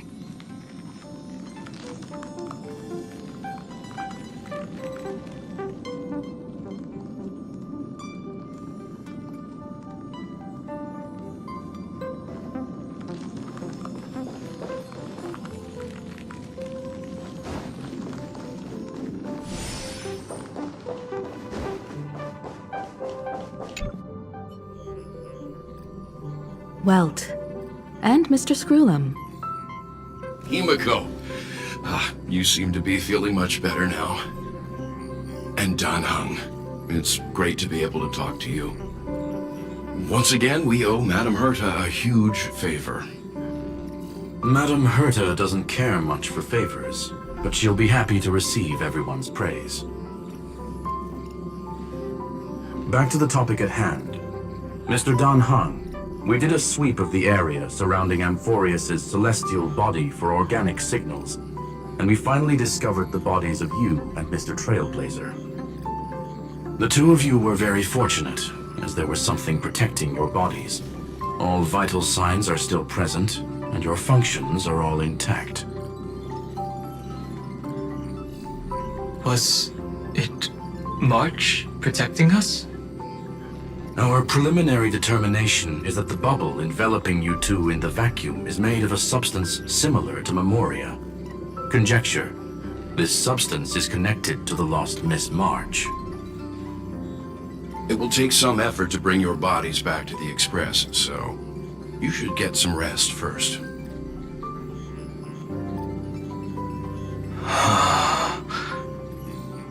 Have we completely lost contact with the inside of Amphorius?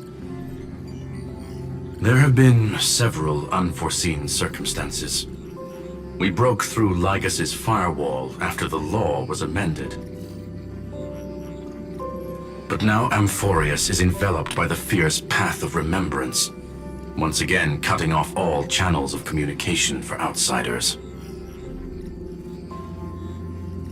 So we have no way of contacting him. If we take into account the difference in the flow of time, every minute we delay here could be a year of waiting for him.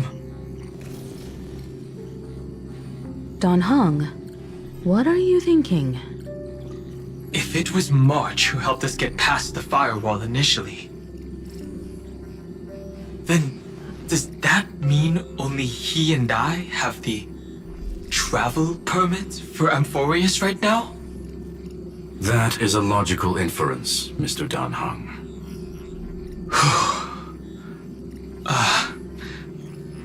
Mr. Skrullum, do you have a way to transmit my spirit signal back to Amphorius? You want to go back? That is far too risky. Even if my body and spirit are able to return without a hitch, there's not much I can do here. We can't lose you again, Dan Heng. Miss Himiko, if we can't get him and March back, how is that any different from losing me?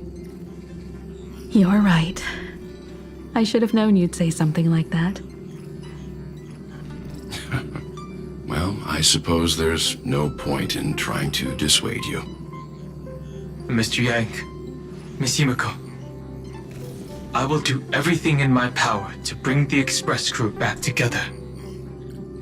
No one will be left behind.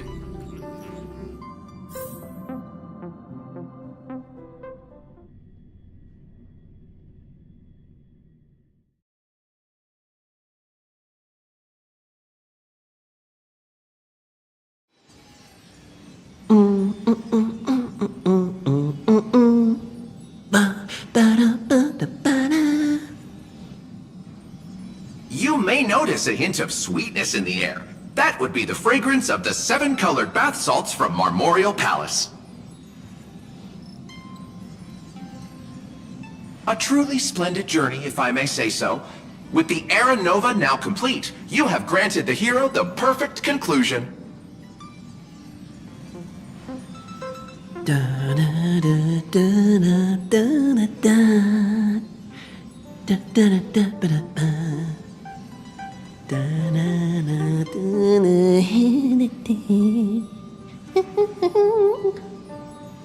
Losses were a constant on the Flame Chase journey, until your radiant arrival turned the tide. Lord Ravager, Iron Tomb, ha! Mere playthings in the hands of the Trailblazer. The cosmos is safe once more because... Shush! Hey, hey, hey! Incoming train broadcast! Attention all passengers! The navigation meeting is about to begin! Make your way to the parlor car! It's time to pick our next stop!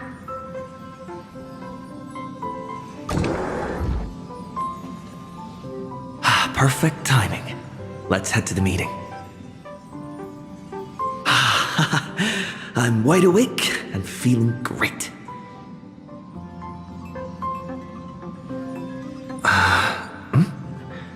What's this? Who left this note? Oh, strange. It's like I...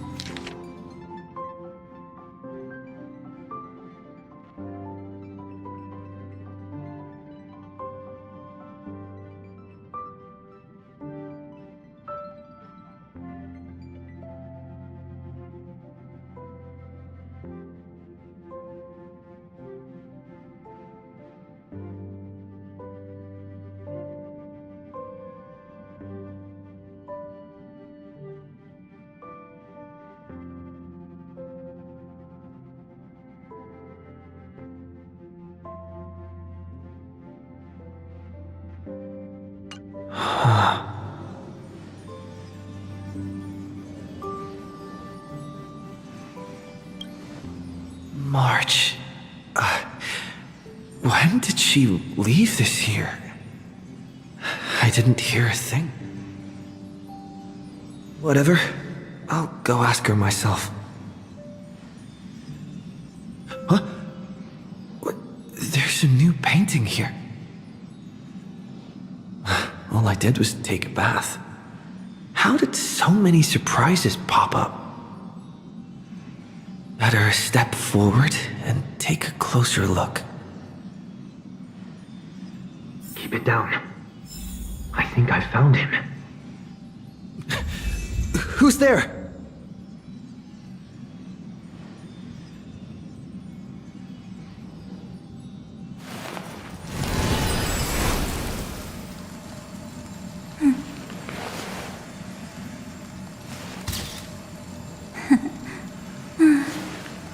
They really are cute.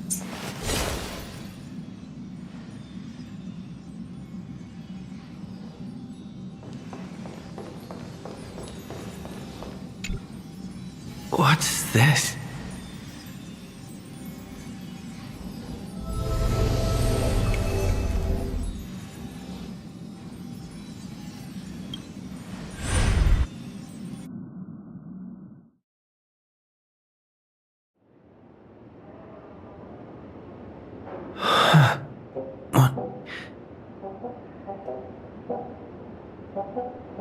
Is this the Reverie Hotel?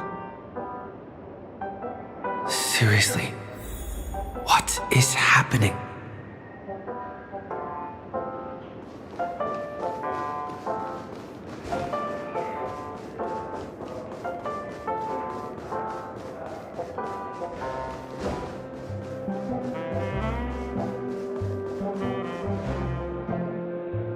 There you are! What took you so long? Hurry up! The navigation meeting is about to start! Navigation meeting? In Penacony? Come on over. It's time to choose our next destination.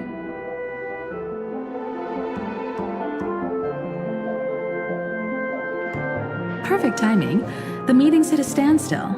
Lushaka or Melistanin? No one can make the call. The vote's split 2 against 2. Everything hinges on your vote now.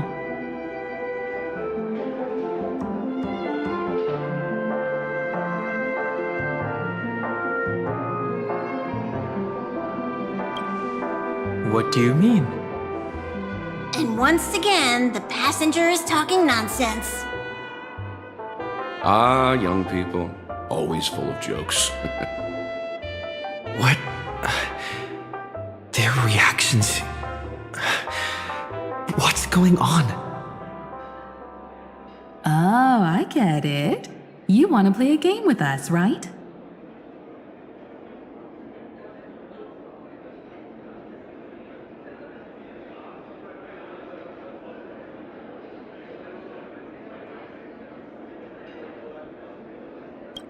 You said you didn't see March. True, she might be hiding somewhere in the lobby. The objective of the game is to uncover where she's hiding. You're her closest companion. If anyone can do it, it's you, right?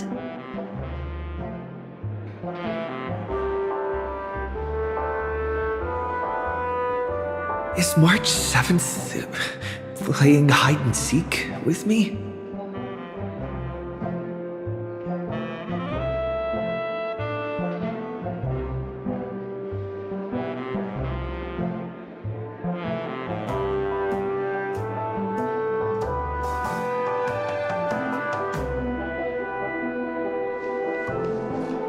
Youthful games like this are a bit much for me these days. I'll step aside and let you all take the spotlight. The future belongs to you now. Something about Mr. Yang's attitude feels a little off.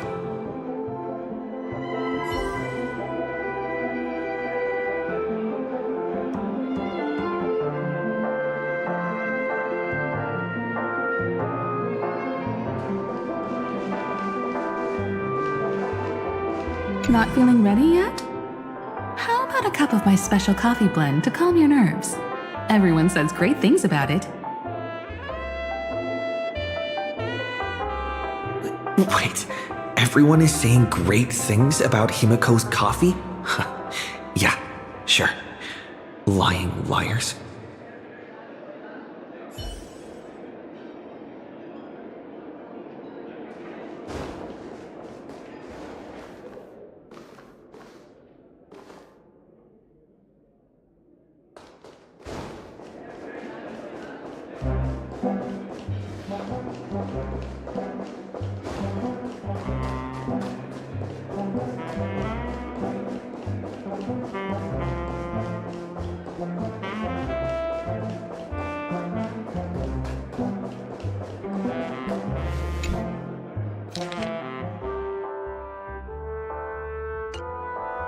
An unsigned guest log. Can you really call that a log? Wait a second. Why am I looking for March 7th in the guest book? Friend! Over here.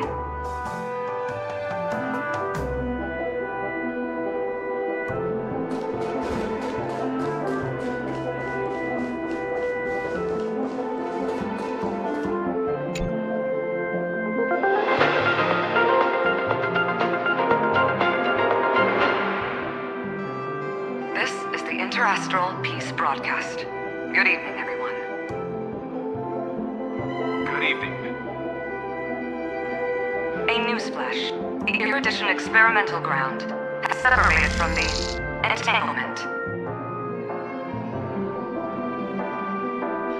The Lord Ravager did not emerge as had anticipated. In the end, the salvation of Amphorius was not only thanks to the 12, but also to one crucial.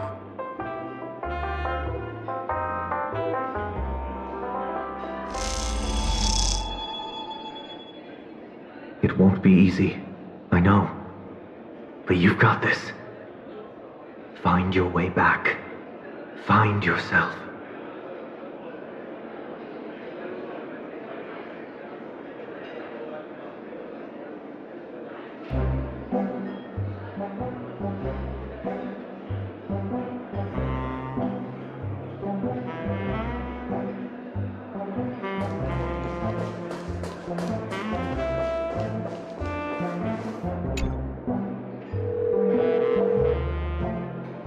Weird. Did I even make a call? Hello? Hello? Is that you? I knew you'd call. Missed me, didn't you? Don't worry. We'll see each other very soon. Because the trailblazing journey never really ends, does it?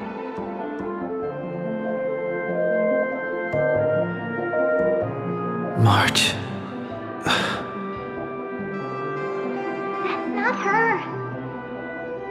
Don't fall for it.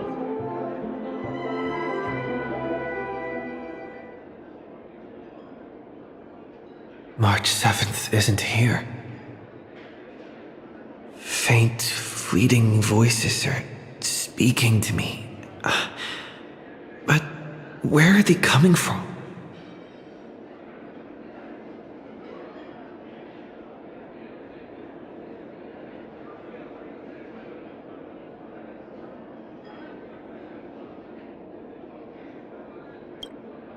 I went through something like this before, back in Penacony. Not even Lycus's prison could hold me. I found my way out. Keep it together. I know I can do this.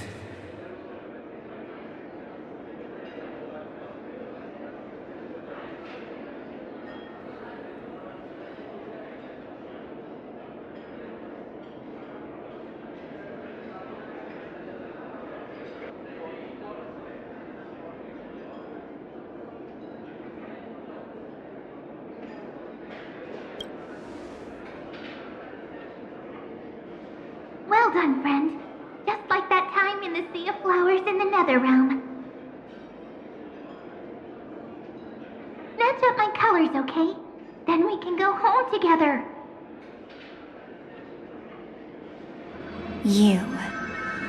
You're trying to tamper with the remembrance, too. Too bad. You're no match for me. Did you find her? No. It's a futile game, isn't it? In truth, you don't have to go to such lengths to find March 7th. Because in this memory zone, March is everywhere. We're protecting March 7th's wish.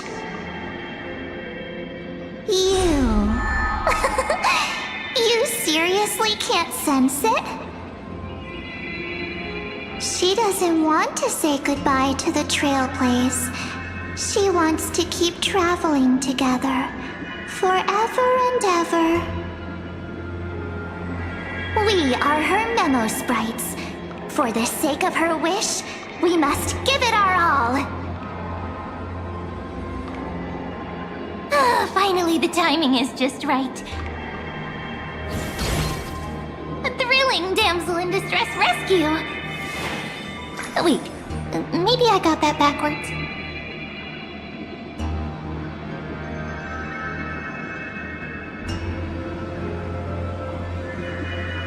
That's right, but now I'm in my mem form. Seriously, one mysterious and cute memo sprite is more than enough. Friend, come with me. We're getting out of here. Why run away? What does it take to make you understand? Step 1. Stop scaring him already.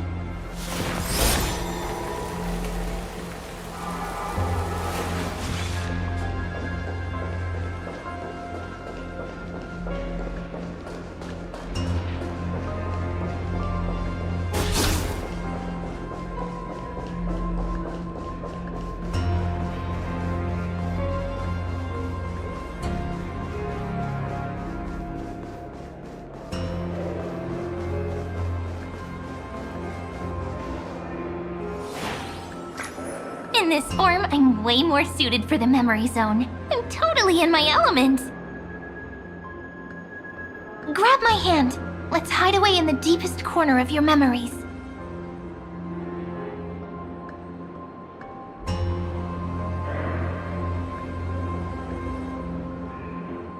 Lift the curtain of memory and stir up ripples of past reverie.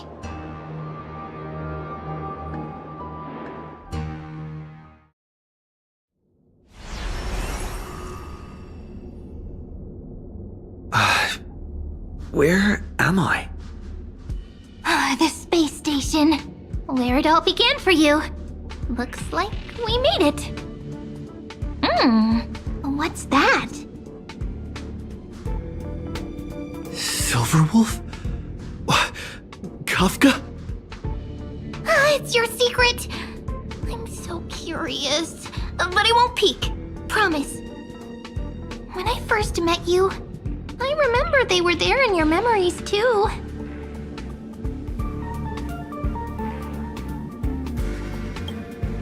Yes, this memory is all too real. And so heavy. You sound really nostalgic. Want to take a closer look? Go ahead. Think of it as a glimpse into the past. I'll stay right here. I promise not to disturb you.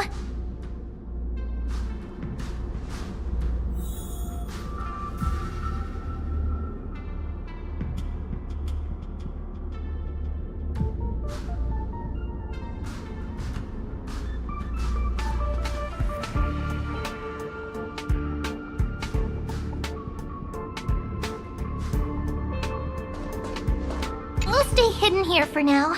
If you want to wander, don't go too far from me.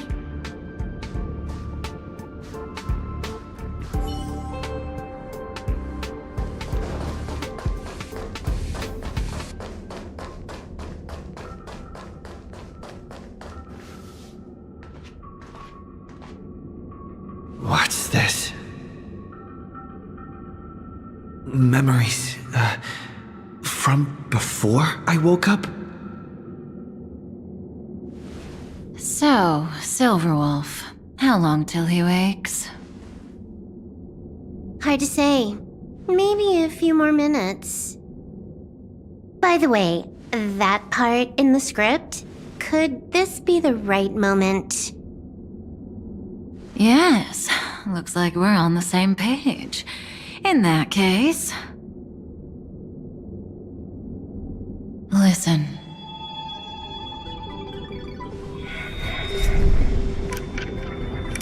Remember these words, then forget them. Let them slumber in the depths of your memory until the day they are awakened once more. On that day, your journey will intertwine with the remembrance. In nearly every possibility Elio has foreseen, it leads to a great crisis. You'll face betrayal, lose your way, and seek answers. So before you hear these words, I don't want you to consider this a prophecy. You arrived at this moment because of the decisions you made. Huh? I don't know what you'll have endured, or whether you'll still believe in me. But if there's even a trace of doubt in your heart, I hope these words can give you strength. It was a wish from the cosmos that set you in motion. And in the tale where you are the protagonist, the stars themselves will defy the destiny of finality. Mark this number, 4. According to Terminus's prophecy, 4 paths will push the cosmos to its end, and on your journey, you shall encounter them, one by one. Destruction, harmony, nihility, and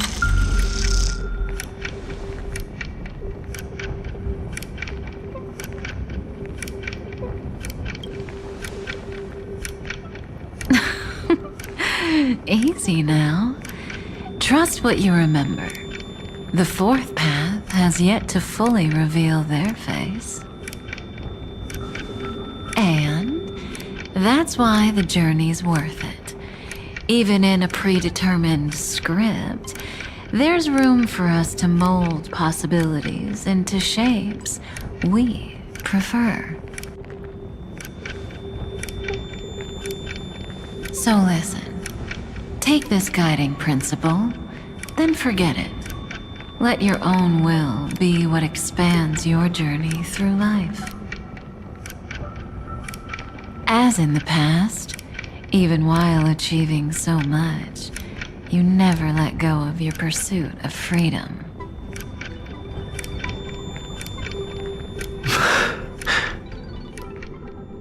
That was so sincere. I might actually tear up a little. Now we all live within the script, but adding a little color to the lines has never been forbidden. Are you going to say more about those branching storylines?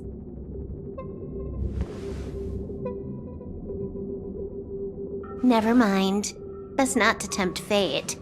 Get ready, he's about to wake up.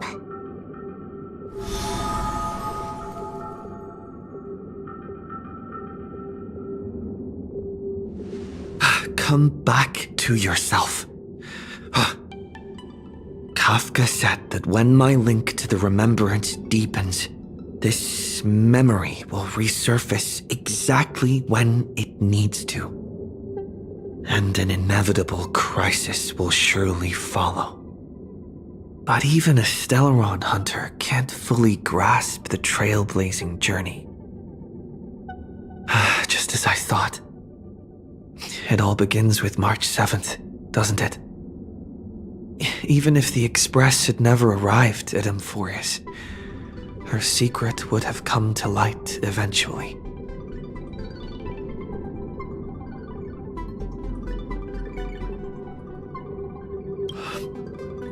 pressure's really starting to build.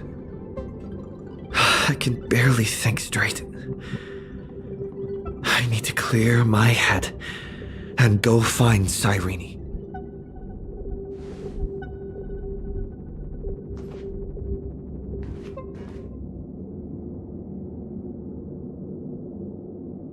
Cyrene?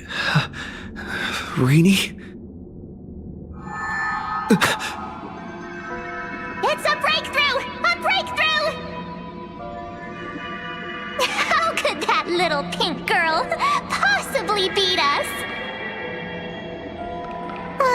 Little one, you really don't know how to behave, do you? You were meant to stay in those beautiful memories and wait for all the disasters to pass.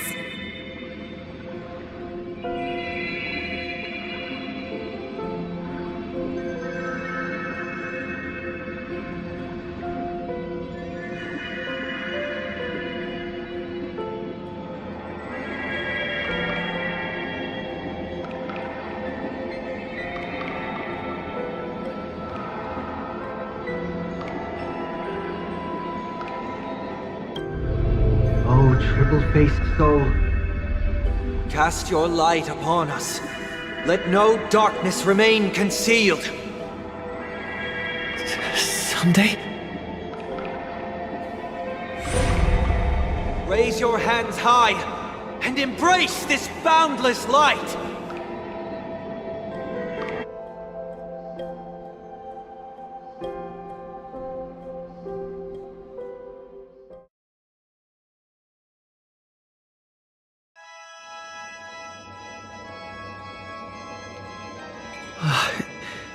This stage really brings back memories.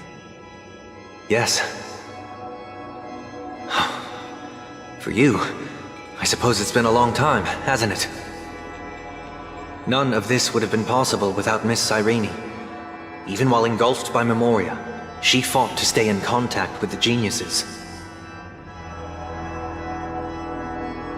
Only then, through tuning, was I able to undo the memory zone's effect on you.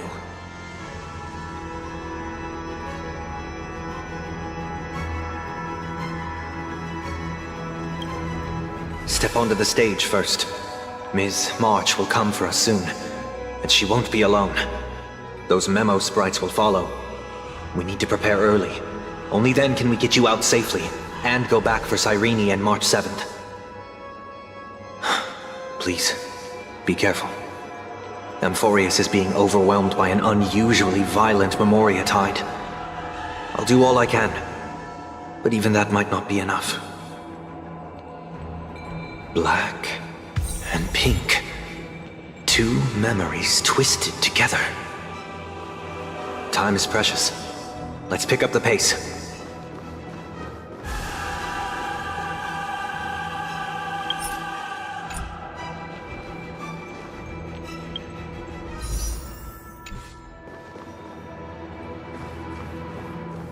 Yes, Madam Herta. I've made contact with him. Understood. I'll carry out my part as expected. Quite the dazzling nest you have, little bird of the harmony.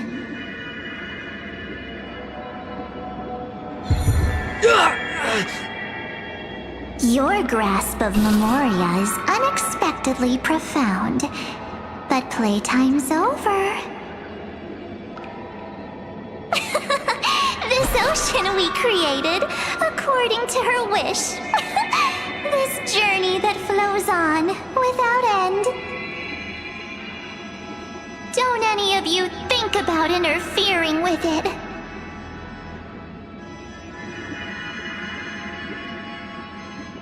She's coming. Is it me she's after this time?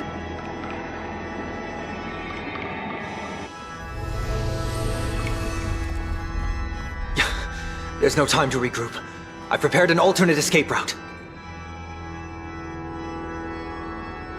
Wake from your slumber and return to reality. Come on, I'll bring you out.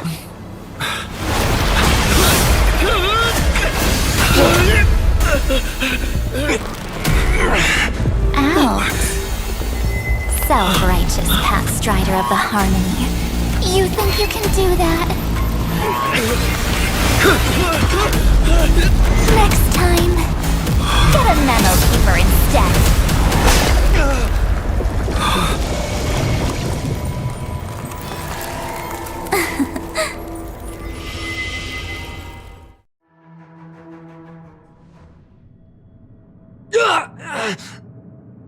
That was way too close. Good thing I was there to fish you out. Sunday, are you alright? Mr. Yang. I couldn't get him out. I'm sorry. Is it true that March is behind all of this? Yes. And no. That Pathstrider of Remembrance is identical to March 7th in appearance, but what lies inside? I can't find the right words to describe it just yet. Can't you come up with an analogy? I thought that was your thing. That, Miss March, feels like a reflection on water. Only not from a calm, clear lake, but from a bottomless abyss. Within her words, I sensed an intense but utterly pure protectiveness. Protectiveness? This is only speculation, but after being drawn into Amphorius, perhaps March 7th experienced... No, she likely foresaw a tragic end. It was out of a desire to protect her fellow crewmates that she chose to awaken a power that teeters on the edge of evil.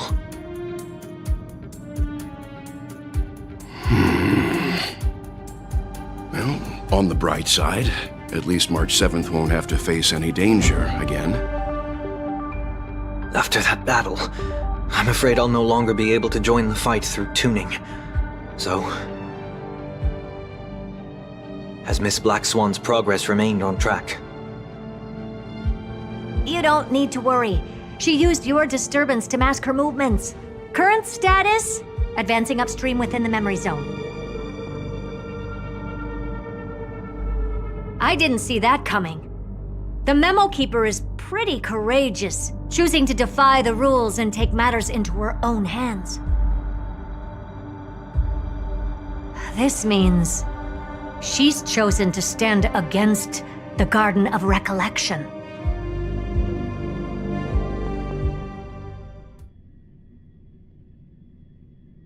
Even so, I must think long term. I wanted to hide in the shadows to avoid direct conflict. But why is it so quiet here? The air is thick with memoria, yet it's so chaotic, like broken memories all mixed together. Memo Snatchers should be swarming into Amphorius. I was expecting this place to be very lively.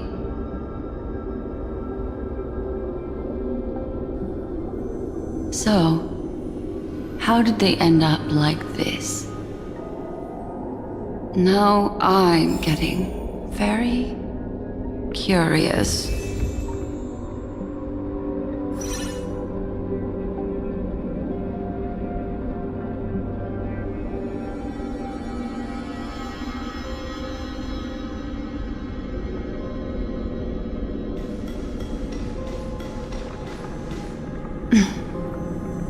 An empty shell. The consciousness that maintained this Dharmakaya has disappeared. So efficient. Not a single trace left behind. Alternatively, she might have sacrificed herself for an even more mysterious purpose. Either way, what exactly made these fanatical believers end up like this? Memory. It is indeed a deep ocean of dangerous allure, where fascinating secrets always hide beneath the waters. I keep getting the feeling that the same thing happened in Penacony.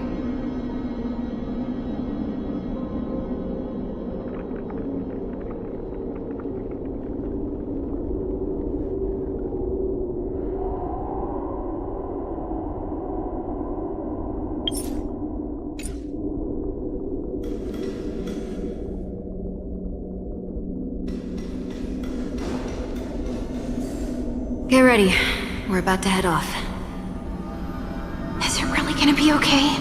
That world's surrounded by a massive chaotic material. That white band of light has already foiled our plans multiple times. Don't worry. After the pink girl from the Astral Express broke into Amphorius, that obstructive force preventing the garden from entry disappeared. That's the trailblazing nameless for ya. A huge help. What are you so happy for? Aren't things gonna get messier with more irrelevant people turning up? What if those trailblazers find the Seat of Remembrance before we do? Then we'll just steal it back. Simple. By the way, there's a messenger and a memo keeper on that express. We don't know where they stand on this matter. So make sure they don't notice you when you make your move. You folks are truly everywhere. These memo snatchers are different from the previous husks. These ones seem to have had contact with him. We'll introduce ourselves to gain your trust. We are the Garden of Recollection. You should be very familiar with that name by now. This memory ends so abruptly, as if a shapeless hand snuffed out its candlelight. It appears the secrets ahead are even murkier than I imagined.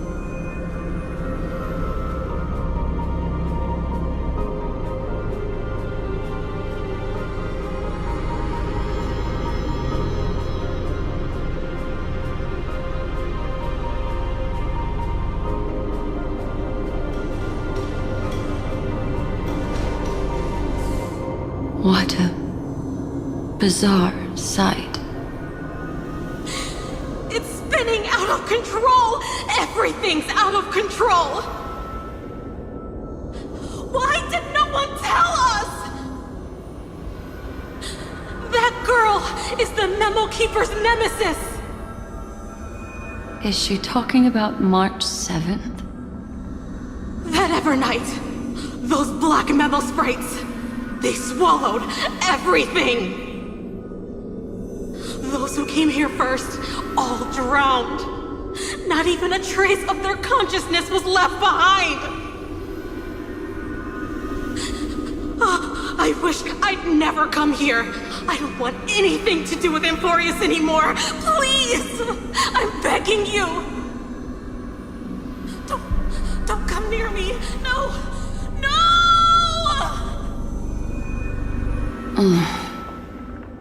You've involved too many innocent people just to obtain the memory of an eon's fall. You deserve this.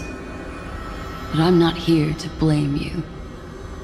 That entity you call Evernight, tell me everything you know about her. We may yet bring a glimmer of hope for those who are still alive in there.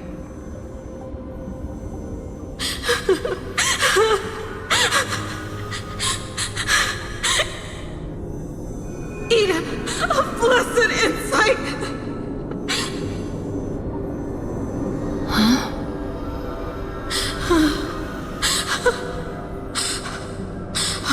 So that's what happened. We were tricked.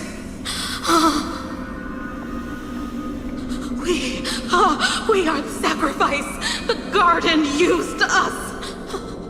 The pure child of Anasrava abandoned us.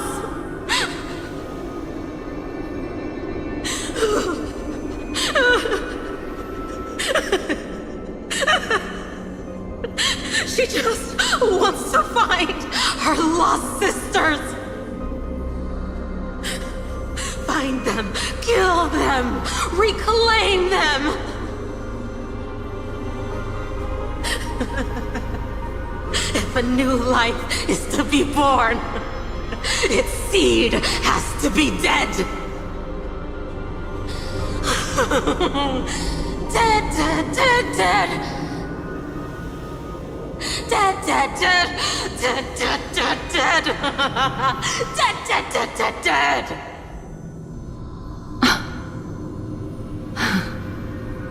I can finally understand your fears now. Thank you for the information. It was very valuable. I'll take your remaining consciousness out of here as a gesture of thanks. It'll serve as both protection and a punishment. You'll reunite with your peers in a genius's mirror, where you can reflect long and hard on your past actions. Well, provided that I can survive my encounter with her.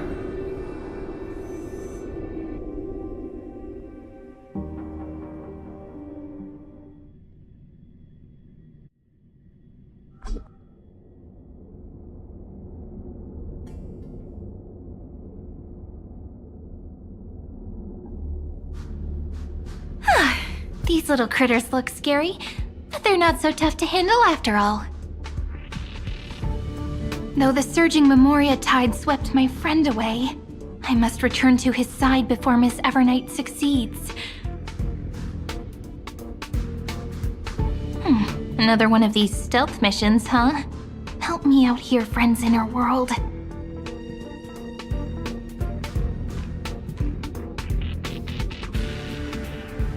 A scorching and dangerous aura. This power shares the same origin as Finan.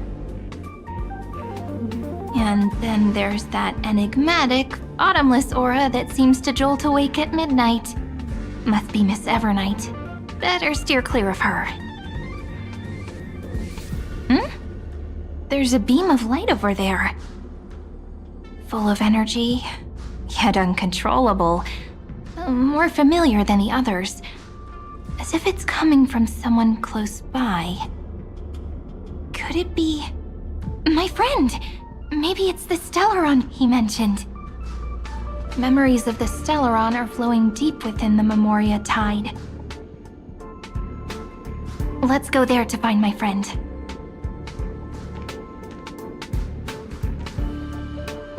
Jeez, so many little ones gathered here. Did you know I was coming? You're being a bit too enthusiastic, aren't you? Thankfully, his presence hasn't weakened. I feel like I'm getting a bit closer. Huh? They're guarding something. Is that my friend's photo stone? What's it doing here? These memo sprites are completely still. It's as if they're drawn to this thing.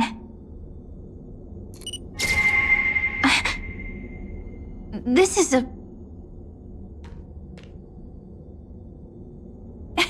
even cuter memo sprite. No wonder the photo stone can't store more memories. Have you been hiding in there all along? Find my travel companions. What? How could that mean? My companions. Are you March 7th?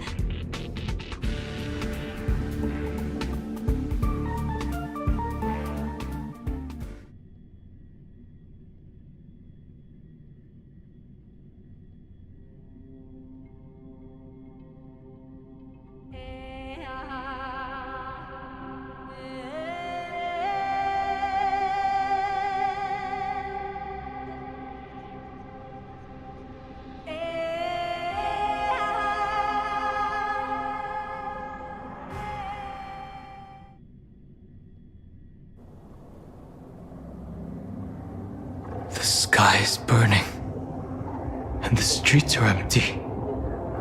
It's just like how things were last time. How long can the encryption key you wrote for me last, Mr. Screwlow? That is difficult to project. Logic. It is currently unclear how the unknown variable Miss March conducts her interference.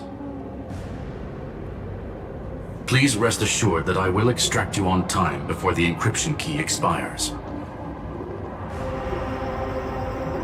But that means I will no longer be able to hack in via the same method. I only have one chance. The maze of the Remembrance is starting to change. I cannot remain your guide on your path forward. That is why we had to form a temporary alliance with our former enemy. I express my utmost respect for your courage to personally face such dangers. Lygus? Your enmities, well within my calculations. Allow me to reiterate that Lord Anaxagoras now has a firm grasp on your crucial weakness. If you still plot to harm the Nameless, then you will find that the Society's previous warnings were not empty threats. I understand. I'll only do what needs to be done.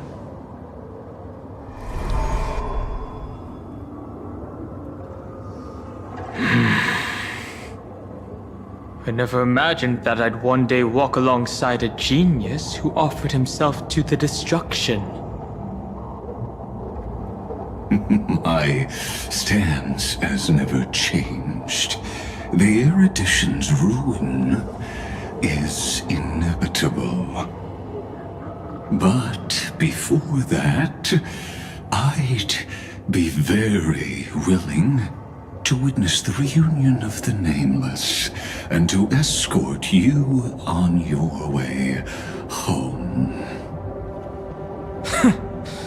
More like her appearance completely interrupted your plans, even forcing you to seek out collaboration. I'll remember that.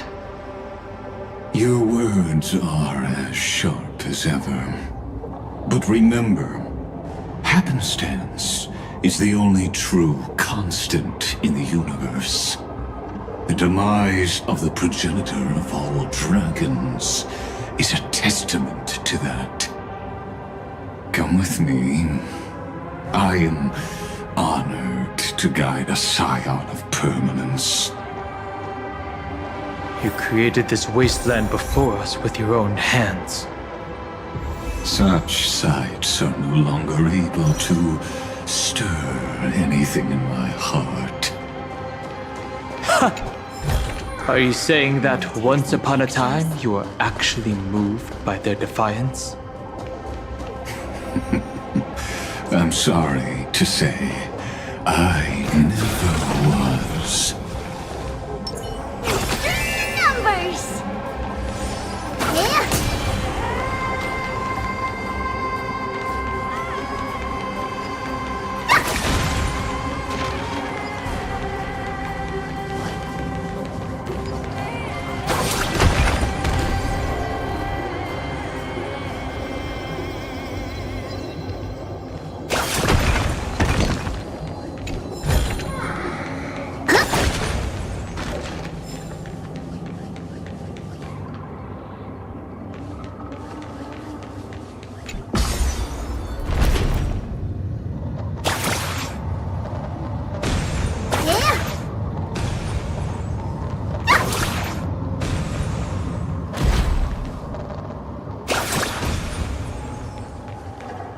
These memo sprites. Is it her? The mimetic entities of the Remembrance are everywhere. That lady wove a giant web in my blind spot. She hacked and infected the Time Titan, converting the built-up data of Amphorius into puppets of the Memory Zone. Sounds like you two have quite the history already. Any variables that desire to influence the experiment deserve my attention. But you never mentioned her before.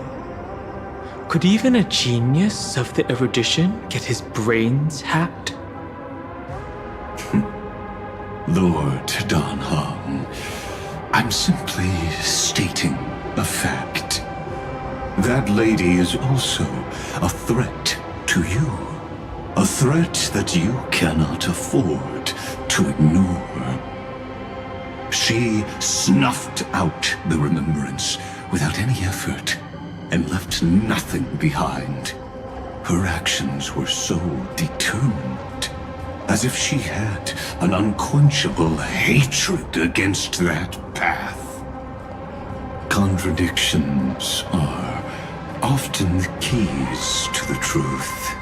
Lady March 7th's past is a bottomless darkness. And? Do you expect me to join forces with you because of that? All I need to know is that she has something to do with March 7th's past.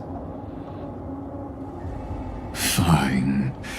I am only giving you a possibility for you to ponder. The choice is still in your hands. A heavy past is like an everlasting night. As to what kinds of sins lurk within, you should know that better than I do, former Vidyadhara High Elder. Yes, I indeed know how to face the past. Better than you do, first genius. I have no intention of refuting that. Let us keep going, Lord Dan Heng.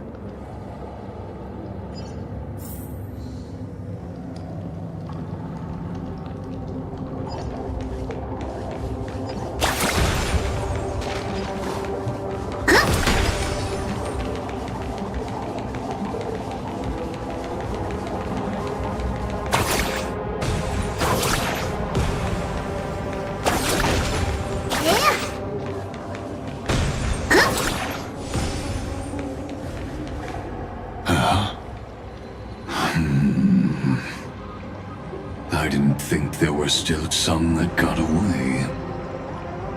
Explain. They are thieves from the garden. They have long coveted this world, but it always been kept out.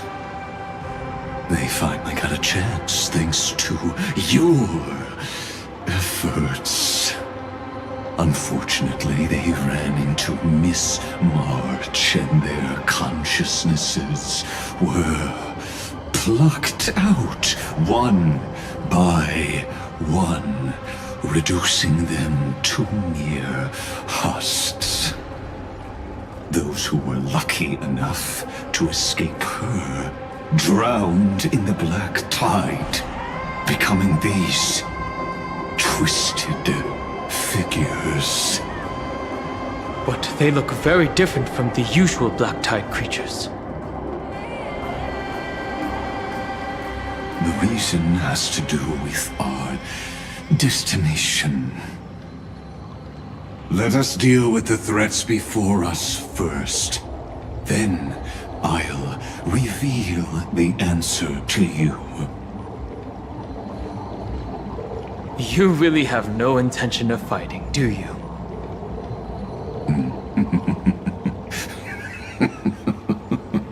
I have no grounds to assist you. Besides, the geniuses are still keeping a close eye on me. I would hate for anything I do to be misconstrued as provocation against you. Never mind. Let me clear the way.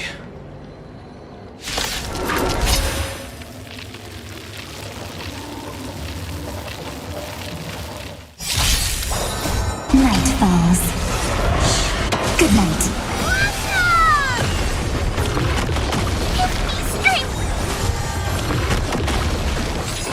Ouch. Rise and shine.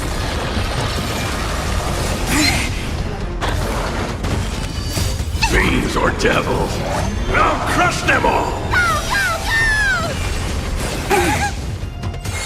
Have some fun. Till we meet again. That's mean. Riding the west wind, away we go! Pick on someone your own size. Embrace a new life. Night falls. Good night. What splendid spearmanship. Truly remarkable. Let's get back on our previous topic. These memo snatchers attempted to infiltrate the breeding ground of the Black Tide to steal Iron Tomb's memories. That sounds like a surefire way of destroying themselves. Well, our views differ on that. They had a chance to reach the truth precisely because they did not fear death. That futile world-bearer turned himself into a seal in this cycle, attempting to suppress the Black Tide's spread. His golden blood soaked into the ocean tides and covered the earth, etching the scar of destruction into this world. And that scar shall point the way forward for you. Erudition, destruction, remembrance. When the three paths cross once again, Amphorius shall face a most magnificent end.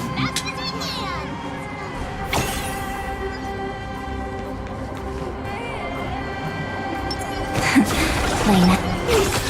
Numbers!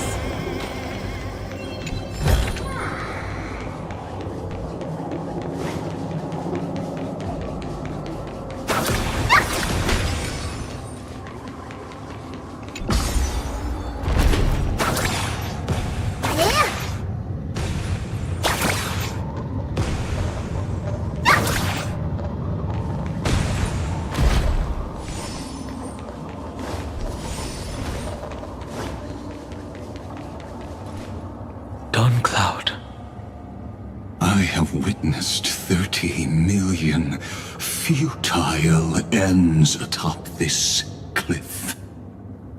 You may not agree with me, but I've always believed that this number has made me the person who understands Kozlana the most. This is also where he decapitated me on that day and pointed his sword at the Eon of Destruction. He suffered a tragic defeat, but also achieved a legendary deed. A drop of burning golden blood.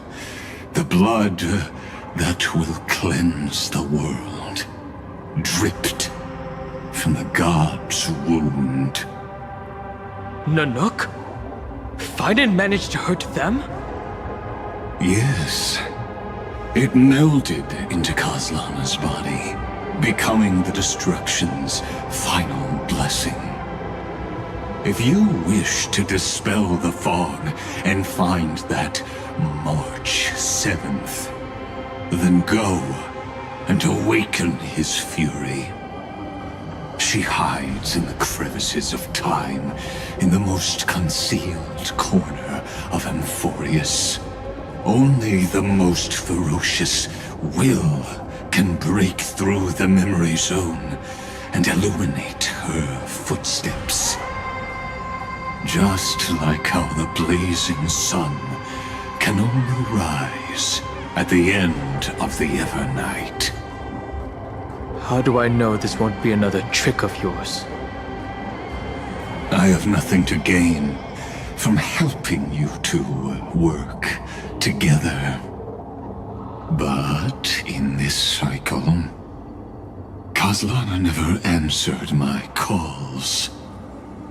Perhaps his mind has already eroded away.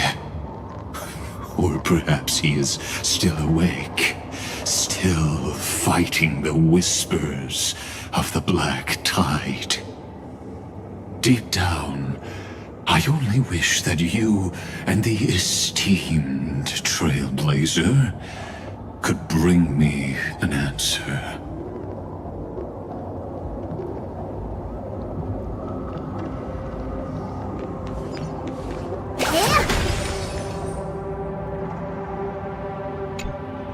Is there really no other way? How long has it been for you? Kaslana! Fine. I'm back. What? The moment you took the world upon your shoulders without hesitation, you lost the chance to ever be yourself. Duty does not drive you to wield your blade, but hate. Behind that hatred, you seem to desire the destruction of the self. Losses are a constant on the Flame Chase journey. What you stand to lose weighs far heavier than life itself. It is because you suffer that you are so much stronger than any ordinary person.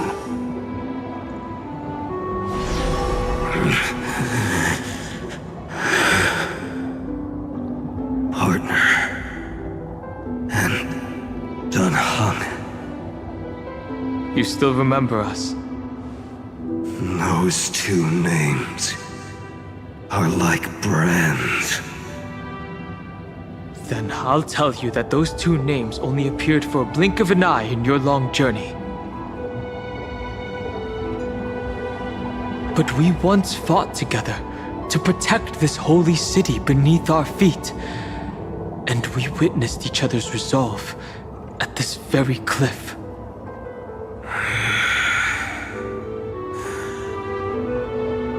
I have forgotten everything except the belief I had when I set off. Even this body is as alien to me as your words. All I know is that I must imprison the destruction that swallows all. What if I tell you that we're here for the same thing? Look at what this world has become. You know what it's waiting for. Even if you've forgotten everything, I still believe that you'll make the right choice, like you did in the past.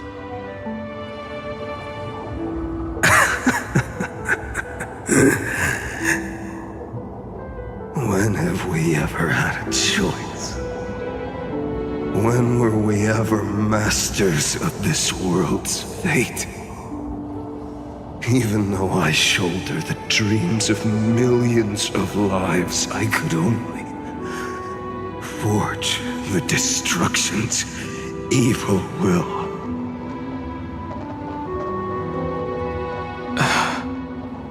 No. Everyone I know is dead. And the world I dared to save has been torn to pieces. So, be gone. This body never existed to carry out deliverance. There's no need to be so serious. Sorry, I had a really long nap and all the bad memories woke up first. Long time no see, partner. Well, it was only a very brief farewell for me. We once walked side by side and trusted each other to watch our backs. That memory will never fade away, even if all else does. And because it was so precious and hidden so deep in my heart, it needed more time to wake up. Trailblazing? What an interesting concept. Surely on your worlds, that is also a titan revered by the masses. There is no need to further confirm your resolve. Today, we inherit the duty of the gods, safeguarding the inhabitants of Amphorius. Stand with me, and become heroes!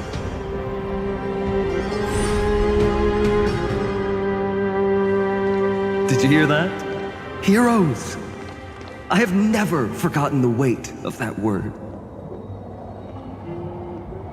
Even though I am no longer a hero, and the only thing remaining in me is the boundless flames of wrath.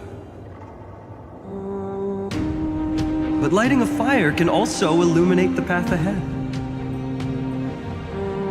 Everyone I know is dead, and the world I dared to save has been torn to pieces. But there is still a group of heroes that I know. And they will bring the true tomorrow to Amphorius.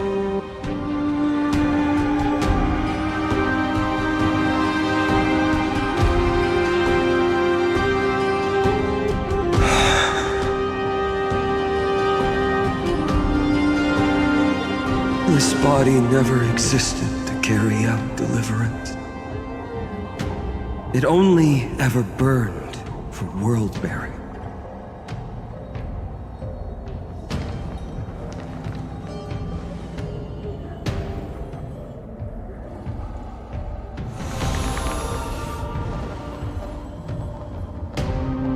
So, I'm going to head towards tomorrow first. Don't make me wait too long, Donna. Partner. Deal. What if we were born from the destruction? There is no need to question your heart. No need to crave victory. If I am born to be a vessel of sin, then I shall roar at evil and trailblaze a dawn for future generations to come.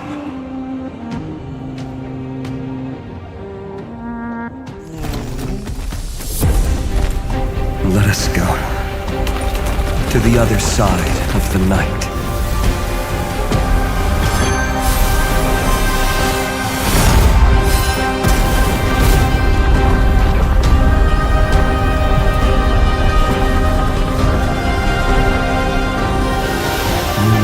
The dawn is there, and the blazing sun, destined to rise.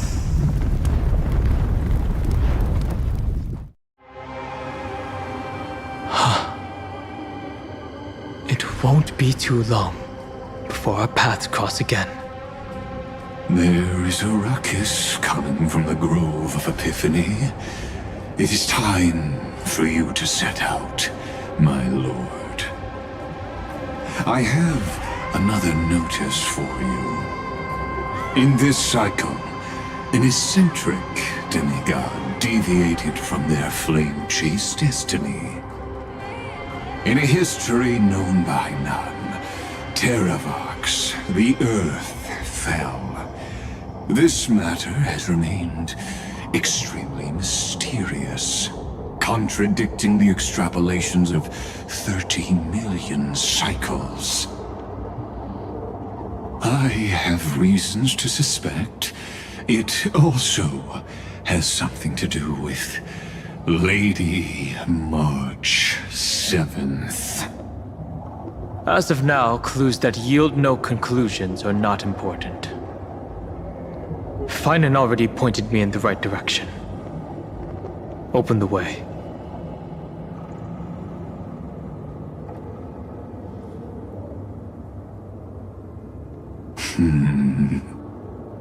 Lord Dan Heng is gone.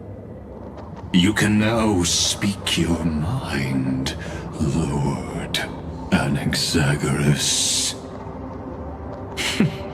Thanks for the honor. And here I thought you weren't ever going to acknowledge your old friend. The Inspiration Circuits recorded that you have led me up Dawn Cloud countless times, and the last time was right in the previous cycle. Oh, and Kefali even lowered their hand to welcome. Surely you didn't move into my head to browse such trivial content. But if that's the case, I wouldn't mind recalling some fun Dromus trivia for your pleasure. You seem pretty relaxed. Indeed. The experiment's variable will be eliminated by my enemy's very hands. A beautiful way to kill two birds with one stone, isn't it? You know very well that everything I said about that Remembrance Pathstrider was true. Both my hypothesis regarding her identity and my recommendations to Lord Dan Heng. Yes, I know. You haven't told a single lie so far. But I noticed your thoughts would generate a curious ripple whenever you mentioned her. It's almost like you were deliberately trying to hide something into the depths of your brain. Since you're talking in such a blunt way, I'm assuming you haven't actually found any concrete evidence. That is correct. Thanks to that mechanical body, you can control the boundaries of your thoughts, opting to only show partial truths. Pity that I still managed to grasp a shiver of fear that escaped your control, and I traced it upstream to discover one single word.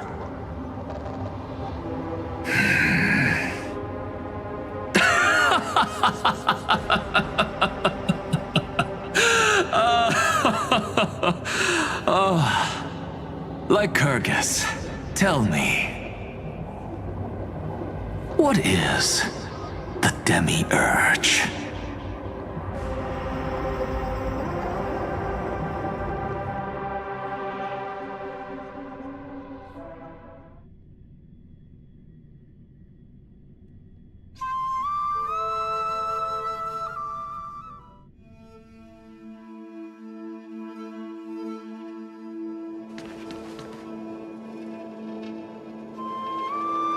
The grove.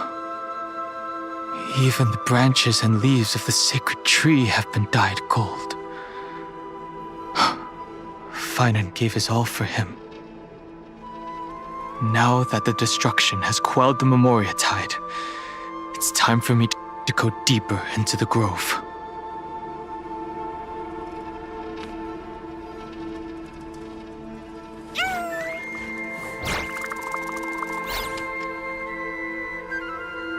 Who's there?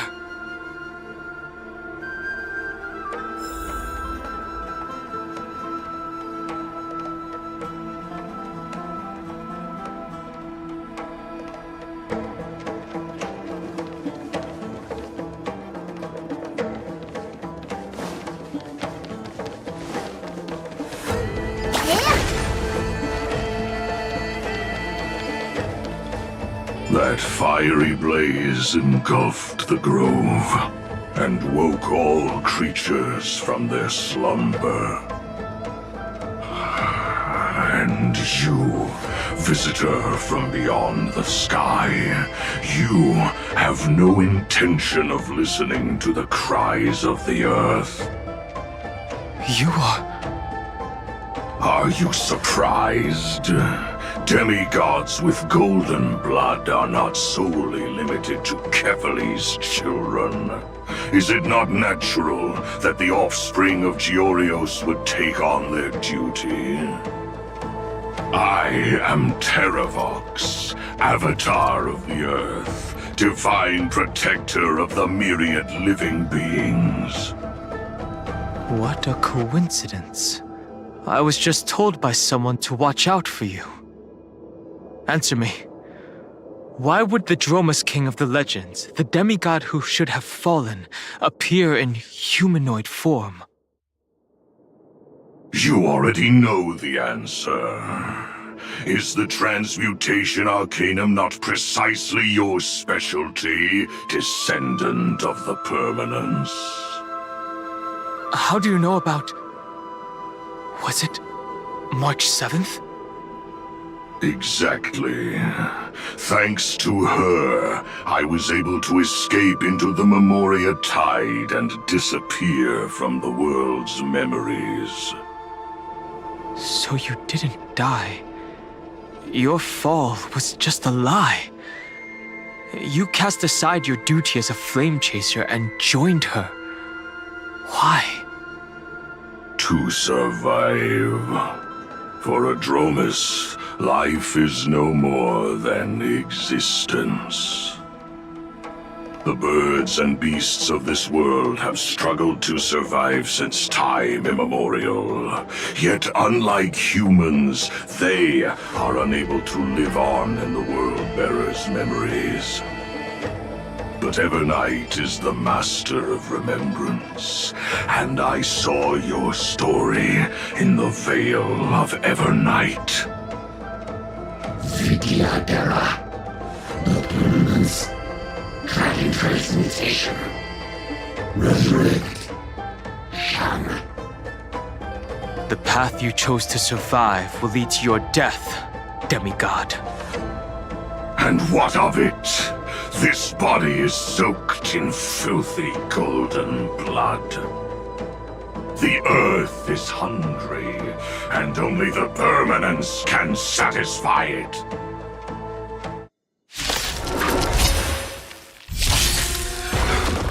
This madness seems exactly like Mara struck. Treat our guests nicely, till we meet again.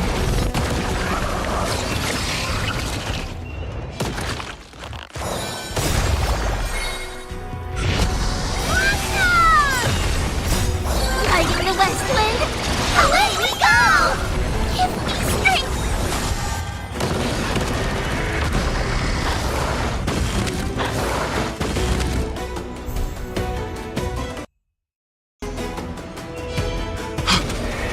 Cloud Knights?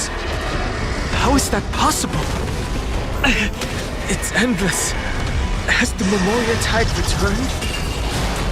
The fires of abomination reignite.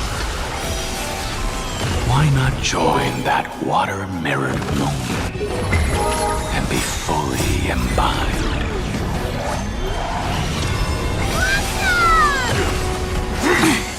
Merciful Medicus! As you wish. Immortality!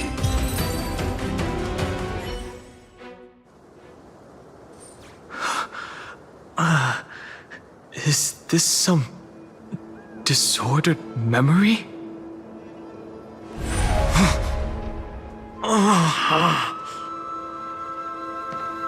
The mists of the past shall drift away. What? Scatter, fade, turn to foam.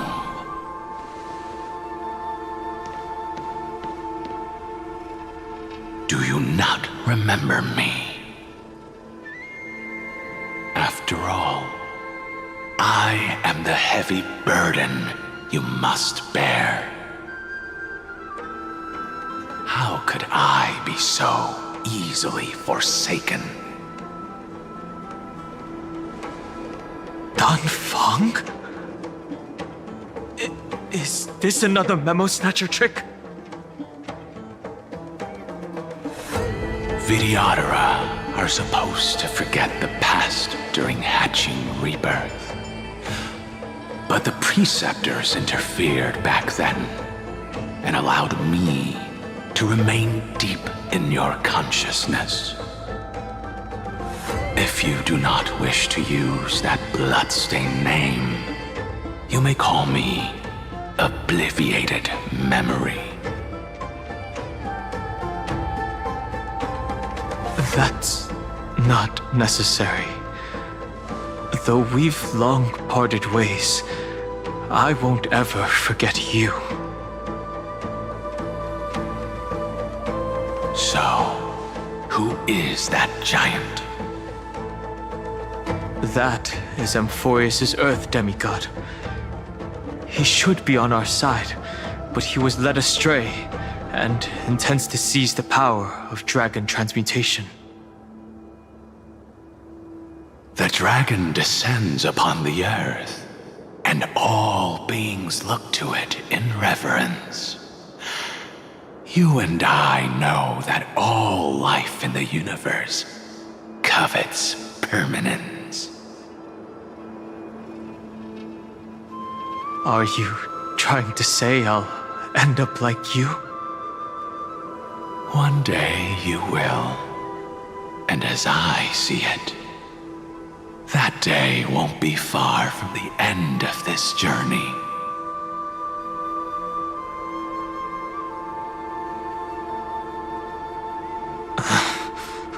Let's move on to another topic. I have no intention of passing judgment on Dan Feng, and I have even less desire to become entangled with him again. I only have one concern right now: bringing my companions back safely. You can either help me deal with these abominations, or return to the shadows of memory. Dan Feng. All right. The filthy remnants of the Memoria Tide still run rampant. Let me accompany you through these ruins. You could use the help. And presumably, that giant who craves the power of dragons won't just let things rest. Do as you please. I'm moving ahead.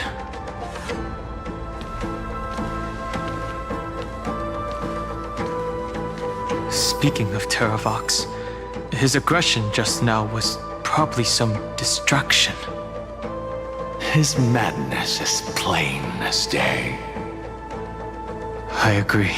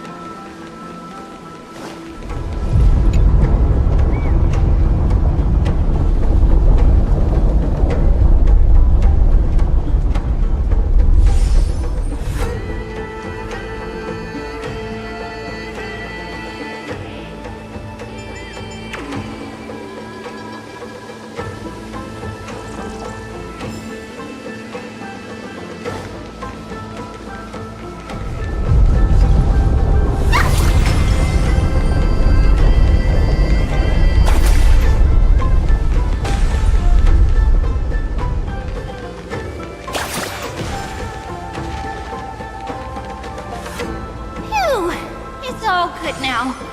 Yanis's blessing is full, and the hidden passage can be used again.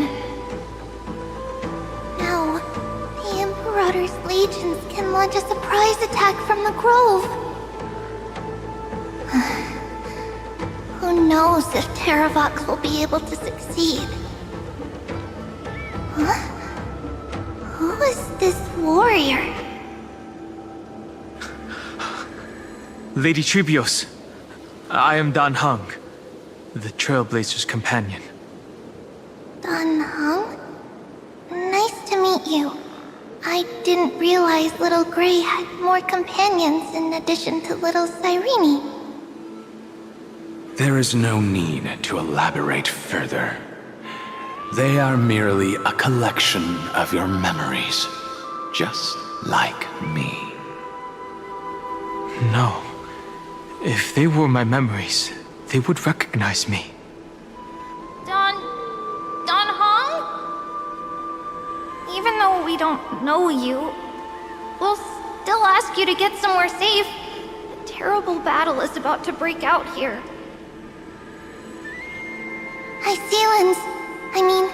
Tux Gladiorum is not far ahead. The evacuation efforts are almost over, so go now, or it might be too late. High Sealands. I see. In that case, I'll go look for her now. Thank you. No problem. We need to go deliver some messages, so we'll be off. Please, take care, Dan Heng. Memories crazed ramblings. What do you think? It's too early to reach a conclusion, but this memory is most definitely not mine. There are two possibilities. This memory either belongs to Terravox, or it belongs to him. The person you're desperately looking for. But the probability of the latter is very low. You should know better than I do. After that final battle, even the first genius couldn't determine where he went. Correct. But the conversation I just had gave me an idea. Let's forget Evernight for now. In the Vortex of Genesis, there was someone else who went missing along with him. I still have a chance to make contact with her. And the way I'll do it is right here in the grove.